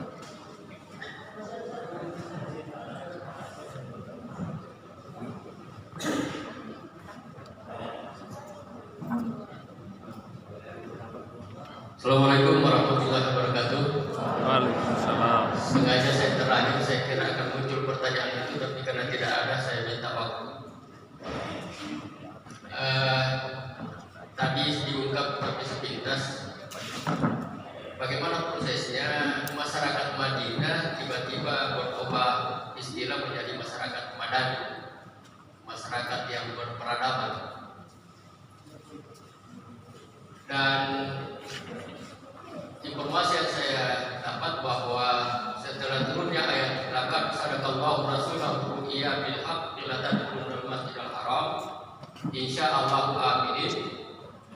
Rasulullah bersama sahabat-sahabatnya dari Makkah yang terpaksa hijrah 10 tahun sebelumnya kembali ke Makkah. Siapa ustaz yang melanjutkan tugas risalah? Apakah sudah dianggap cukup misi utamanya Rasulullah innama bu'itsu liutammima makarimal akhlaq? Akhlak dan mentalnya masyarakat Madinah yang berubah istilah menjadi masyarakat Madani sudah cukup sehingga Nabi kembali ke Makkah, tempat kelahirannya. Itu khusus kepada pembicara pertama. Pembicara kedua dan ketiga, sistem pendidikan kita ini sepertinya akan diintervensi dan dikembalikan ke pusat, sehingga kewenangan yang dulunya itu desentralisasi secara bertahap akan ditarik lagi ke pusat, sentralisasi. Awalnya hanya kewenangan lembaga pendidikan menengah atas, SMA, SLTA, SMK, Alia, ditarik ke provinsi. Ini wacana dengan menteri yang baru lagi akan ditarik ke pusat. Tolong Bapak bandingkan dengan Amerika, kalau bisa dibandingkan bagaimana sistem pendidikan itu sehingga masyarakat Madani bisa kita capai dengan indikator-indikator yang dikemukakan tadi. Pertanyaan terakhir ini untuk ketiga pembicara. Terima kasih, mohon maaf. Assalamualaikum warahmatullahi wabarakatuh. Waalaikumsalam warahmatullahi wabarakatuh. Jawabannya setelah salat dulu. Baik, 5 pertanyaan sudah menyampaikan. Alhamdulillah, wassalatu wassalamu ala Rasulillah. Saya mungkin langsung kepada penanya ketiga ya, karena ini relevansinya ke saya, keempat dan juga Bapak Wakil Bupati tadi satu pertanyaan. Yang pertama tentang firman Allah, "Man tarda'an kal yahudi wal nasara" dan seterusnya. Kemudian dalam konteks ada sejarah yang disebutkan tadi atau ada kasus-kasus yang disebutkan tadi, di mana ada pihak-pihak yang ketika sudah mulai berada pada posisi atas, mereka cenderung memaksakan atau melakukan abuse, misalnya pemaksaan bagi orang Muslim untuk mengikuti milah mereka. Nah, disebutkan beberapa tempat dan sebagainya. Saya ingin mengatakan dulu begini, satu, ketika kita membaca ayat-ayat Al-Quran, maka banyak hal yang harus kita take into consideration, harus kita pertimbangkan sebelum mengambil sebuah kesimpulan. Ada teman-teman kita mengatakan begini, lan itu kan tidak akan pernah sama sekali, bukan la saja, tapi lan. Tapi kalau kita mempelajari kaidah bahasa Arab, sebuah fi'il madhi yang menggambarkan masa depan itu juga sebuah kepastian. Jadi misalnya iqtaraba as-sa'ah, iqtaraba itu fi'il madhi, kata kerja masa lalu, tapi menggambarkan kiamat akan jadi, artinya pasti kiamat terjadi. Nah, kenapa saya menyampaikan ini? Karena ada ayat lain mengatakan begini, khatamallahu ala qulubihim wa ala sam'ihim wa ala absarihim. Allah seolah-olah sudah pasti menutup hati mereka, mata mereka, telinga mereka, tidak mungkin lagi akan mendapat hidayah. Loh, kalau itu kesimpulan, apa yang saya berdakwah? Kalau orang kafir sudah diputuskan bahwa mereka itu tidak mungkin lagi mendengarkan kemudian hidayah dan mendengarkan hidayah, ngapain kita berdakwah? Kan ada paradoks, ada tulang belakang di situ. Nah, maka kata lam sesungguhnya itu bukan sebuah keputusan dalam artian pemahaman kita, tapi lebih sebuah penekanan kepada kita untuk diambil sebagai tantangan, challenge. Bagi kami yang hidup di tengah-tengah non-Muslim di Amerika Serikat, saya melihat ini sebagai tantangan langsung. Kamu seharusnya menyadari bahwa orang-orang di sebelah kamu itu banyak yang khawatir, ketakutan, bahkan benci, maka kamu tertantang untuk merubah pemikiran mereka itu. Begitu. Kenapa saya mengatakan begini? Ada ayat juga dalam Al-Quran yang selalu sebuah kesimpulan. La tajidanna asyaddan nasi adawatan lil yahudi wal ladzina asyraku. Kamu akan mendapatkan orang yang paling benci kepada kamu adalah Yahudi dan orang-orang musyrik. Yahudi. Saya ketemu dengan mufti Bosnia namanya Mustafa Čerić. Bosnia kita kenal dibantai oleh Serbia, orang Kristen. Lalu saya bacakan ayat tadi itu, kamu akan mendapatkan orang Yahudi paling benci kepadamu. Dia tersenyum, dia katakan, saya yakin itu benar, tapi konteksnya bukan untuk kami. Artinya apa? Ada pada konteksnya masing-masing. Yang membenci masyarakat Muslim di Burma siapa? Buddha. Yang membenci masyarakat Muslim sekarang di India ini apa? Yahudi, Hindu. Maka konteks jangan kita kehilangan konteks dalam memahami ayat-ayat Quran seperti ini. Karena ini bisa menjadikan kita salah arah, salah kaprah dan salah kesimpulan.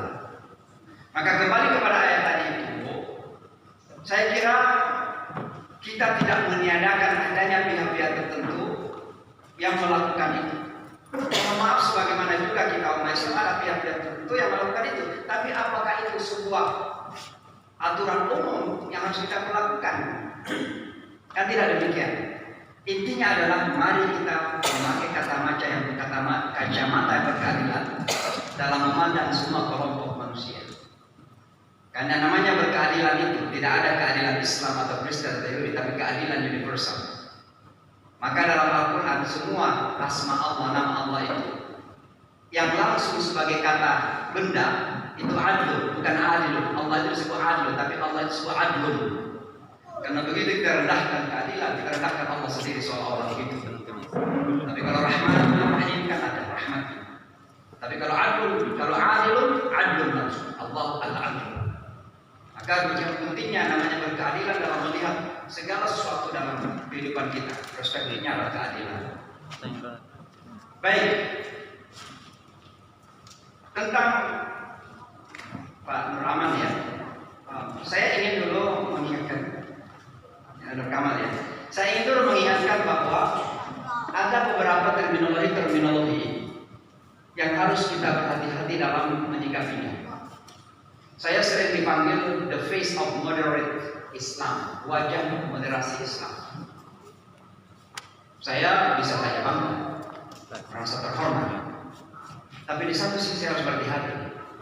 Kenapa? Karena terkadang sebuah terminologi menjadi terminologi politik, dipolitisir untuk sebuah kepentingan. Seolah-olah yang namanya moderat itu tidak punya komitmen kepada agama lagi. Maka kalau Anda hadir dalam sebuah resepsi, tidak ikut minum, wah tidak moderat lagi. Kalau Anda hadir dalam sebuah pertemuan, tidak ikut misalnya melakukan sesuatu yang bertentangan dengan agamanya, seolah-olah nggak moderat lagi. Padahal moderasi tidak demikian. Islam itu secara totalitas moderat. Dan begitu kita keluarkan dari jalur moderasi yang sesungguhnya itu sudah menyalahi Islam itu sendiri. Kembali kepada kata wasatiyah tadi. Islam itu muslim umatan wasatan. Maka kata moderasi dan radikalisme ini pun kita harus berhati-hati. Apalagi dalam konteks setelah 9/11. Ada pendefinisian yang sudah mulai dipakai untuk sengaja dibentuk sebagai penggiringan opini bahwa umat Islam itu begini, termasuk ada yang radikal dan ada yang moderat. Yang tujuannya memahami terkadang pada akhirnya itu adalah pemecah belahan umat ini. Maka saya sebagai orang yang langsung bersentuhan itu, karena saya tahu betul di Amerika, saya bisa memilah-milah. Maka tentu saya bangga ketika ada orang di Amerika dan media massa Amerika menyebut saya the face of moderate Islam, wajah moderasi Islam.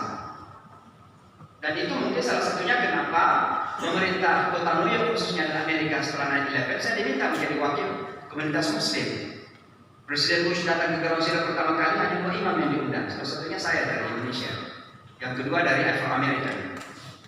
Kita ketemu Presiden Bush, jabat tangan. Saya sampaikan beberapa hal kepada beliau, selalu saya sampaikan di Masjid Agung. Ketika membaca doa di Yankee Stadium, saya mewakili komunitas Muslim, kita baca doa, tapi saya tidak memilih baca doa, saya baca Al-Quran. Saya memilih ayat nasu inna khalaqnakum, satu, yang kedua masalah keadilan, yang ketiga kita ja'al surah dan seterusnya. Saya ketemu Presiden Bush 3 kali di White House. Saya ketemu Presiden Clinton berkali-kali. Justru Barack Obama tidak pernah ketemu, padahal dia anak menteng. Presiden Donald Trump saya pernah ketemu sebelum menjadi presiden. Artinya apa? Dengan wali kota New York ketika itu, Michael Bloomberg itu 12 tahun menjadi wali kota karena dia berhasil mengubah undang-undang kota New York yang seharusnya 2 kali, berhasil mengubah undang-undang jadi 3 kali. Hebatnya Michael Bloomberg. Saya dekat dengan beliau. Mereka Michael Bloomberg ini karena juga 9/11, jadi saya diminta untuk selalu mendampingi di mana-mana kalau ada isu agama, bukan hanya Islam tapi isu agama saya ikut diminta untuk mendampingi. Mungkin itulah tadi itu karena disangka bahwa saya adalah seseorang yang mewakili moderasi Islam dan saya mengatakan tidak perlu saya merasa mewakili karena memang Islam itu moderat. Memang Islam begitu, kita mewakili Islam saja sudah moderat. Tapi kalau ada orang yang melihat Islam itu tidak moderat, kita harus belajar dulu apa Islam itu. Rasulullah melihat anaknya saja kecapean di pagi-pagi hari. Siapa namanya anaknya? Fatimah. Istrinya Ali. Fatimah. Beliau kecapean duduk ini, ditanya ngapain? Beliau cerita tadi malam dia sholatnya terlalu panjang. Apa sampai dia bersandar kepada tali? Apa kata Rasulullah? La khaira fi hadza. Yang namanya radikal dalam ibadah pun itu tidak boleh, tidak ada kewajiban di situ. Apalagi radikal dalam mengekspresikan diri kepada orang lain gitu. Sentuhannya orang lain. Jadi Islam itu moderat, tidak perlu kita mengatakan kita mewakili Islam moderat lalu ada mewakili Islam radikal. Islam itu moderat sesungguhnya. Maka kita harus konsisten untuk mempertahankan bahwa Islam itu moderat. Apalagi dalam dunia di mana sekarang ini terlalu banyak politisir yang terjadi dengan definisi-definisi seperti itu. Tapi saya kira juga kenapa bisa kita melanjutkan dakwah ini dengan alhamdulillah di tengah tantangan yang ada dengan baik. Pertama adalah menemukan keteladanan tadi itu. Orang Amerika dan secara umum tidak terlalu mengharapkan ceramah yang berapi-api. Tidak terlalu mengharapkan teori yang terlalu tinggi dan konsep. Mereka kalau teori dan konsep kan terlalu tinggi. Kemarin yang saya kenal Muslim itu, kalau berteori tentang sains, ya luar biasa. Saya sendiri banyak kata dalam hal ini. Walaupun saya kadang jebak pada akhirnya, ya akhirnya dikatakan itu misteri pada. Mereka pintar. Jadi teori terlalu penting. Yang mereka perlukan adalah kita menampilkan bukan sekedar menceramahkan agama ini kepada mereka. Dan tentunya yang kedua adalah menyampaikan dengan komunikasi yang pas dan tepat. Mohon maaf, kadang kita mendengarkan ceramah para ustaz kita, jangankan non muslim, kita sendiri karena telinga kita melayu mendengarkan. Seolah-olah nggak ada lagi orang yang benar, ditindis terus, disalahkan. Orang yang salah kalau disalahkan egonya naik. Ini contoh ya Bapak dan Ibu, baru-baru ini ada seorang pendeta Katolik datang ke seorang imam di Kota New York. Dia sungguh-sungguh mau belajar Islam. Tujuannya bukan untuk masuk Islam, tapi untuk menghormati tetangga-tetangganya sudah banyak Islam. Itu banyak orang Amerika melakukan seperti itu. Begitu sampai depan imam, yang dibacakan apa? Ayat-ayat yang menyalahkan semuanya tentang orang Kristen. Dapat kafar alladziina qalu innallaha thalithu thalatha. Apakah salah imamnya? Tidak salah, tapi dia tidak bijak. Makanya Al-Quran mengatakan ud'u ila sabili rabbika bil. Dia benar tapi tidak bijak. Benar belum tentu bijak. Dan oleh karenanya benar itu harus dibangun di atas sebuah sikap yang bijak. Kenapa nggak mengatakan terima kasih sudah datang, sebuah kehormatan. Sungguh kami ini orang Islam cinta kepada Yesus dan kami tidak beriman kalau tidak mengimani Yesus. Nah kalau dia sudah tersenyum baru dijelaskan posisi kita. Tapi kalau dia masih khawatir, dia masih takut, kita baru mulai injak, egonya nih, pasti dia melawan. Tapi kalau dia sudah tersenyum, baru kita jelaskan posisi kita. Kita cinta Yesus, sayang Yesus, loyal kepada Yesus, ajarannya. Tapi ajaran Yesus kita imani itu seperti ini. Baca Allah, itu ajaran Yesus yang asli kan? Begitu. Dia tidak tersenyum, dia sudah tersenyum kok. Kamu gitu, itu pengalaman saya. Jadi saya kira itu salah satu faktor barangkali yang kenapa sehingga dakwah yang kita lakukan alhamdulillah bisa diterima secara baik. Banyak lagi hal mungkin nanti malam saya bisa ceritakan lebih lanjut. Nah kembali kepada isu tentang permasalahan selamat Natal dan sebagainya ini, ya saya kira Bapak sudah menemukan sebuah formula yang cukup baik. Ya selamat menunaikannya, selamat melaksanakannya. Tapi walaupun itu saya di sini tidak pada posisi untuk memberikan fatwa. Saya hanya ingin menyampaikan begini. Memang mayoritas ulama kita tidak membolehkan ucapan itu. Memang mayoritas. Tapi ada sebagian minoritas ulama, dan sekarang ini fatwa ulama Mesir misalnya, itu sudah menetapkan, itu membolehkan dengan catatan bahwa ketika mengucapkan itu harus betul-betul sadar dan tahu bahwa apa yang kita ucapkan itu adalah bagian dari penghormatan muamalat sosial semata, tapi tidak masuk ke dalam hati dan tidak mempengaruhi akidah kita sama sekali.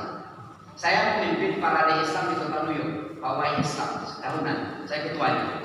Itu ribuan bahkan sampai 7.000 kadang orang berjalan di jalan dan dipimpin Allahu Akbar. Itu politisi-politisi ini juga Allahu Akbar. La ilaha illallah, itu juga mengucapkan la ilaha illallah. Tapi apa ketika itu mereka masuk Islam dan tidak juga bahagian dari ikut dalam proses sosial itu. Walaupun demikian, saya katakan tadi bahwa mayoritas ulama mengatakan tidak boleh. Maka saya ingin mengatakan begini, lihatlah konteksnya. Saya punya banyak murid mualaf di Amerika Serikat.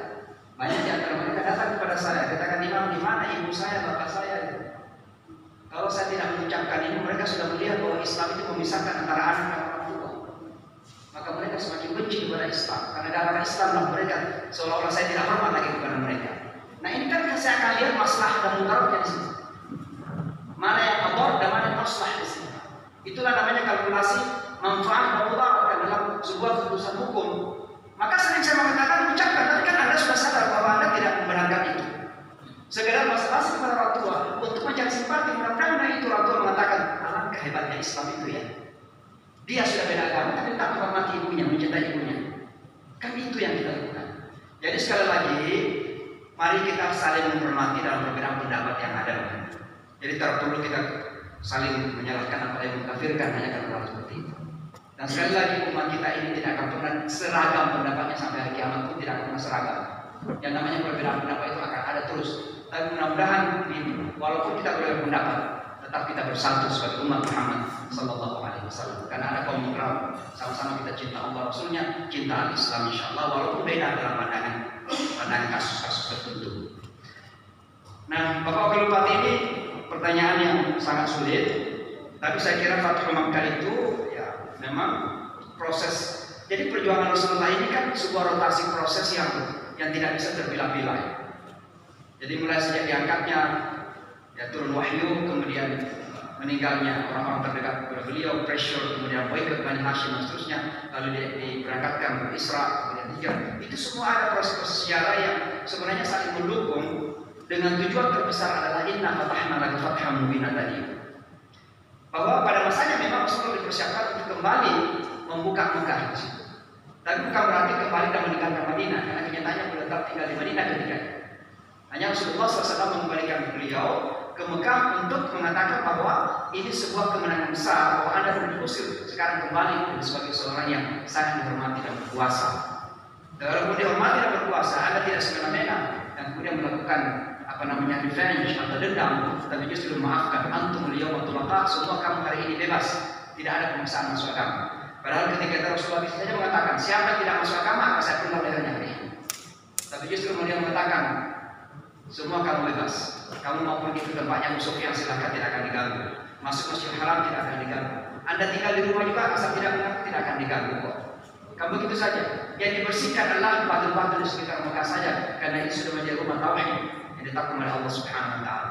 Jadi poinnya saya kira sangat banyak, tapi intinya adalah bahwa proses perjalanan sejarah Islam itu adalah satu kesatuan rotasi yang tidak terpisahkan sampai kepada terbentuknya kota Madinah sebagai, boleh kita mengatakan, masyarakat Madani, atau mungkin kalau kita memakai istilah modern, negara Islam pertama dalam sejarah manusia. Karena kata negara sendiri itu kan belakangan baru ada. Tapi kita istilahkan ketika itu peradaban Madani, di mana terbentuk masyarakat yang mayoritasnya Muslim, tapi itu sangat inklusif, menghormati semua sektor masyarakat yang ada. Tidak pernah di pressure, disalimi sampai mereka mencari penyebab itu dihukum oleh Rasulullah Sallallahu Alaihi Wasallam. Maka masyarakat Yahudi diusir, misalnya ada yang kemudian dieksekusi, memang bukan karena Rasulullah semena-mena atau salis, tapi karena mereka melanggar perjanjian yang sudah ditantangani bersama Rasulullah dalam piagam Madinah itu. Mereka seharusnya bersama-sama menjaga kota ini, mempertahankan kota ini, tapi justru mereka melakukan treason dalam bahasa Inggris yang mengkhianati negara. Jangankan pada abad ketika itu, Presiden Amerika saja, Amerika itu membunuh siapa namanya Al-Qaeda di Yaman itu? Lupa? Bukan yang di Yaman, jadi Al-Qaeda di Jazirah. Kalau Usama di Afghanistan, di Pakistan, Afghanistan dibunuh. Tapi ada satu lagi pemimpin Al-Qaeda di Yaman, dia warga negara Amerika, tapi karena dianggap mengkhianati Amerika pergi ke Yaman gabung dengan Al-Qaeda, akhirnya dibom, maka dia dibunuh. Artinya apa? Harus ada eksekusi untuk mempertahankan negara itu. Maka eksekusi yang pernah dilakukan oleh Rasulullah kepada non-Muslim bukan karena mereka non-Muslim, mereka dieksekusi karena mereka mengkhianati negara. Itu saja saya kira. Dan saya kira itu Pak Wakil, mudah-mudahan Allah Subhanahu Wa Taala memberikan kemenangan kita. Assalamualaikum warahmatullahi wabarakatuh. Waalaikumsalam warahmatullahi wabarakatuh.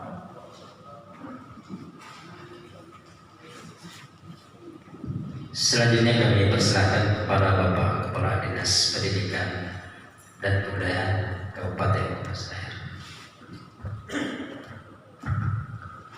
Terima kasih kembali. Assalamualaikum warahmatullahi wabarakatuh.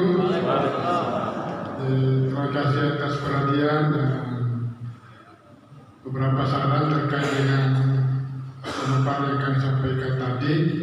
Ada dua ini.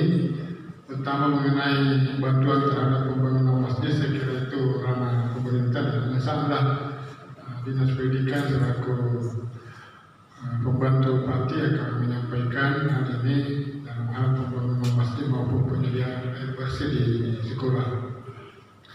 Kemudian terkait dengan sistem pendidikan yang kelihatannya menjadi wacana untuk dikembalikan ke pusat, saya mohon maaf mungkin baru wacana ini yang jelas bahwa dari pokok-pokok kebijakan terhadap penyelenggaraan pendidikan pada pemerintahan kedua Pak Jokowi ini itu sudah diberikan kewenangan penuh ke pemerintah daerah dalam beberapa program perubahan, antaranya adalah penyelenggaraan pendidikan sistem zonasi itu diserahkan kepada ke daerah yang diatur. Demikian juga kemudian pelaksanaan pembelajaran di sekolah, kemudian ujian nasional yang dilaksanakan secara nasional itu akan dikembalikan ke daerah. Kemudian sistem ujian sekolah berstandar nasional juga dikembalikan menjadi ujian sekolah. Jadi mungkin hanya wacana, tapi kenyataannya justru dikembalikan ke pemerintah daerah dalam hal penyelenggaraan pendidikan dalam rangka upaya untuk mewujudkan SDM yang unggul untuk Indonesia maju. Saya kira seperti itu. Kemudian terakhir dalam rangka upaya peningkatan mutu pendidikan maupun bagaimana menjawab tantangan dunia pendidikan di era milenial ini, saya kira yang paling utama kita laksanakan tentang Bapak dan Ibu guru dan termasuk masyarakat, yaitu ayo ke sekolah. Jadi kita sangat berharap guru-guru ke sekolah kalau sudah waktunya sekolah, karena banyak guru yang mungkin sudah lupa di mana sekolahnya. Yang lupa itu sekolah karena libur 2 minggu ini, ya ayo ke sekolah. Kemudian sampai di sekolah, ya ayo ke kelas, karena jangan sampai kita ke sekolah tapi tidak ke kelas. Sampai di kelas, ayo kita belajar, karena banyak juga guru sampai di kelas tapi tidak belajar. Jadi ini saja 3, ayo ke sekolah. Ke sekolah ini bukan saja guru dengan siswa dipanggil, tapi termasuk orang tua siswa sekali-sekali ke sekolah untuk melihat anak kita belajar, diajar oleh gurunya, dan guru mengajar anak kita. Jadi sekali-sekali datang ke kelas, cari anaknya, karena di era sekarang ini banyak anak Pak yang berangkat dari rumah tapi tidak sampai ke sekolah. Banyak juga sampai di sekolah tapi hanya beberapa menit sudah tinggalkan sekolah. Itu namanya bolos. Jadi kami sangat berharap orang tua siswa, ayo ke sekolah ini kita semuanya dipanggil, pemerintah dipanggil ke sekolah, masyarakat dipanggil, anak-anak guru untuk melihat bagaimana anak kita. Sebab akhir-akhir ini Pak, karena kemajuan teknologi terutama adanya HP seperti lansir tadi oleh Bapak Kementerian Agama, itu terkadang karena HP anak tidak sampai ke sekolah, sampai saja di rumah-rumah penduduk, dan kami sudah di boarding oleh Pak Bupati supaya menjalin kerjasama dengan polisi Pamung Praja untuk mengadakan patroli dalam waktu-waktu tertentu, karena anak banyak yang tidak sampai ke sekolah. Oleh karenanya orang tua siswa, Bapak Ibu ini karena kita rata-rata punya anak, sekali-sekali ibu berkunjung ke sekolah, melihat anak ada ke sekolah. Itu. Kemudian ayo ke kelas, sekali-sekali juga ke kelas, karena jangan sampai anak kita tidak ke kelas. Saya kira itu bukan untuk bisa mewujudkan Indonesia SDM yang maju dan Indonesia SDM unggul dan Indonesia maju. Saya pikir sekolah yang utama ini menjadi penanggung jawab. Tidak mungkin bisa tercipta SDM yang unggul kalau bukan guru-guru yang unggul menghadapi anak kita. Apalagi di era milenial ini, terkadang guru sudah setengah mati mempersiapkan pembelajaran dengan baik, tapi sampai di sekolah tidak ada anak yang diajar, lari meninggalkan sekolah. Saya kira itu, jadi ayo ke sekolah, ayo ke kelas, ayo kita belajar dalam rangka upaya mewujudkan SDM unggul untuk Indonesia maju. Terima kasih. Assalamualaikum warahmatullahi wabarakatuh. Baik, selanjutnya kami persilakan kepada Bapak Koordinator Kementerian Agama untuk memberikan penjelasan tentang pertanyaan. Terima kasih. Assalamualaikum warahmatullahi wabarakatuh. Salam. Jadi yang perlu saya tanggapi di sini itu terkait dengan siswa yang kurang mampu dan mengakibatkan anak ini tidak bisa melanjutkan pendidikan. Jadi kalau di Kementerian Agama, Bapak Ibu sekalian, karena bukan saja di perguruan tinggi yang biasa tidak ada anak yang tidak mampu, ada juga masih SMP, SMA sudah tidak mampu lagi bersekolah karena itu tadi dengan alasan kurang mampu. Terkait dengan ini Bapak Ibu sekalian, ada beberapa pemahaman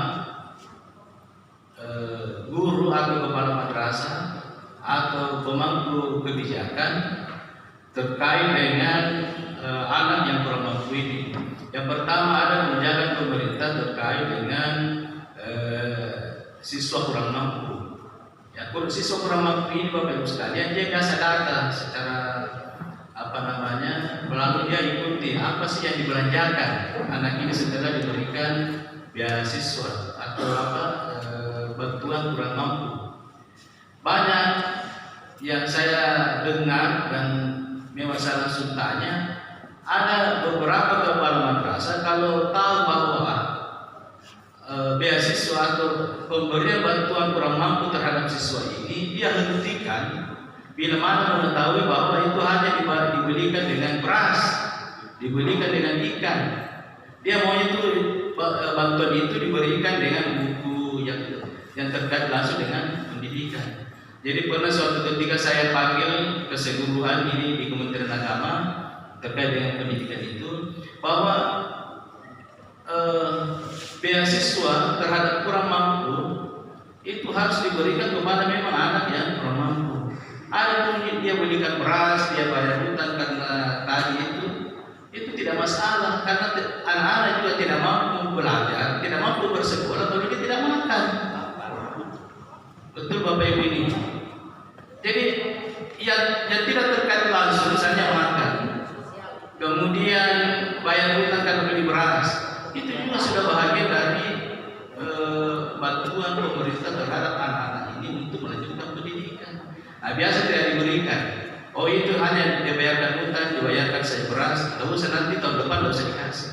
Sehingga mengakibatkan anak ini tidak lanjut lagi pendidikan.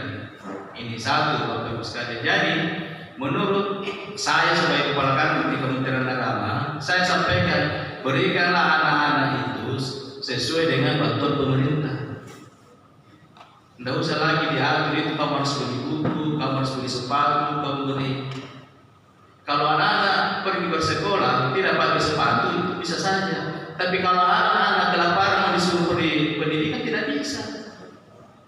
Yang mana lebih penting, buku dengan sepatu atau makan? Itu lebih penting dulu makan. Jadi itu Bapak Ibu sekalian, kebijakan itu satu untuk menghindari anak-anak itu sekolah karena kurang mampu. Kalau di perguruan tinggi saya kira ada juga namanya misi, dan ini dibantu oleh pemerintah terkait dengan pembayaran SPP-nya. Nah, ada pun jalan keluar yang lain setelah SPP di perguruan tinggi lanjutkan, ada teman-teman sebahagia itu menempuh pendidikan, dia bebas dari biaya tempat tinggal atau kos, dia tinggal di masjid, dia menjadi panitia masjid. Itu salah satu juga untuk membantu untuk kurang mampu ini. Karena bersekolah juga Bapak Ibu sekalian memang butuh butuh dana, butuh pengorbanan seperti itu. Sehingga kita sebagai guru ya harus memberikan informasi tentang ada bantuan-bantuan pemerintah yang sekalipun mungkin itu kecil bagi kita, tapi bagi mereka itu cukup untuk melanjutkan pendidikan. Saya kira itu yang bisa dilakukan oleh seorang guru atau pendidik atau tokoh masyarakat membantu anak-anak ini yang kurang mampu di bidang pendidikan. Apalagi kalau anak-anak kita ini dia mempunyai kemampuan intelektual bagus, hanya kurang mampu keuangannya. Saya kira ini jalan keluarnya adalah dia harus melalui beasiswa pendidikan. Kemudian untuk bantuan masjid, ini bantuan masjid Bapak Ibu sekalian, kalau di sekolah ini saya kira masjid juga itu penting untuk beribadah. Tetapi kalau masjidnya bagus, baru sarana pendidikannya kurang bagus, nah ini madrasah, saya kira juga ini kurang elok. Jadi tempat ibadah itu sangat dibutuhkan, tetapi untuk di dalam lingkungan pendidikan itu harus sarana pembelajaran yang harus lebih bagus. Nah, kemudian bantuan masjid ini Bapak Ibu sekalian, ini kalau masjid itu saya kira ini terbatas untuk bantuan secara langsung dari pemerintah, tetapi untuk di Kementerian Agama masjid ini ada beberapa kita lewat anggaran di kantor itu biasanya dalam setahun ada 2 masjid atau 1 masjid. Ini diperjuangkan oleh anggota dewan yang terhormat. Kalau kita masukkan untuk ini terkhusus di Kementerian Agama, kalau masjid yang kita usulkan itu biasanya tidak akan diterima usulan itu, tetapi kalau ada anggota dewan yang terhormat untuk memfasilitasi Bapak Ibu di dalam pembangunan ibadah ini, biasanya langsung dimasukkan di dalam anggaran Kementerian Agama, dan itu langsung kepada rekening panitia masjid. Seperti itu kalau pembangunan masjid. Tetapi kalau kebijakan yang lain yang diambil di Kementerian Agama terkait dengan pembangunan masjid ini, satu biasanya ini dilakukan dengan secara mandiri. Jadi bantuan ini dilakukan secara mandiri lewat orang tua yang peduli akan sekolah itu atau madrasah itu di pembangunan masjidnya. Biasanya guru, siswa yang membangun masjid seperti itu. Itulah langkah-langkah yang akan yang pernah dilakukan di Kementerian Agama terkait dengan pembangunan ibadah. Kalau misalnya tidak mampu tapi ruangan ada, nah itu juga ruangan itu dibuat sebagai mushola atau tempat ibadah. Saya kira itu yang sempat saya sampaikan. Demikian. Assalamualaikum warahmatullahi wabarakatuh. Waalaikumsalam. Bapak Ibu hadirin yang kami hormati, demikian beberapa rangkaian jawaban dari para narasumber kita. Sebenarnya masih kita berlama-lama, namun karena waktu membatasi kita dan kita juga berikan kesempatan kepada Bapak Ustaz Imam kita, karena sebentar malam akan dilaksanakan lagi tabligh akbar di pendopo rumah jabatan.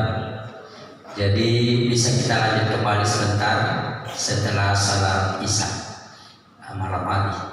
Jadi bisa kita hadir kembali di tempat itu, dan mungkin masih banyak yang ingin diketahui dari Bapak Imam kita, Pak Imam Sabsyari.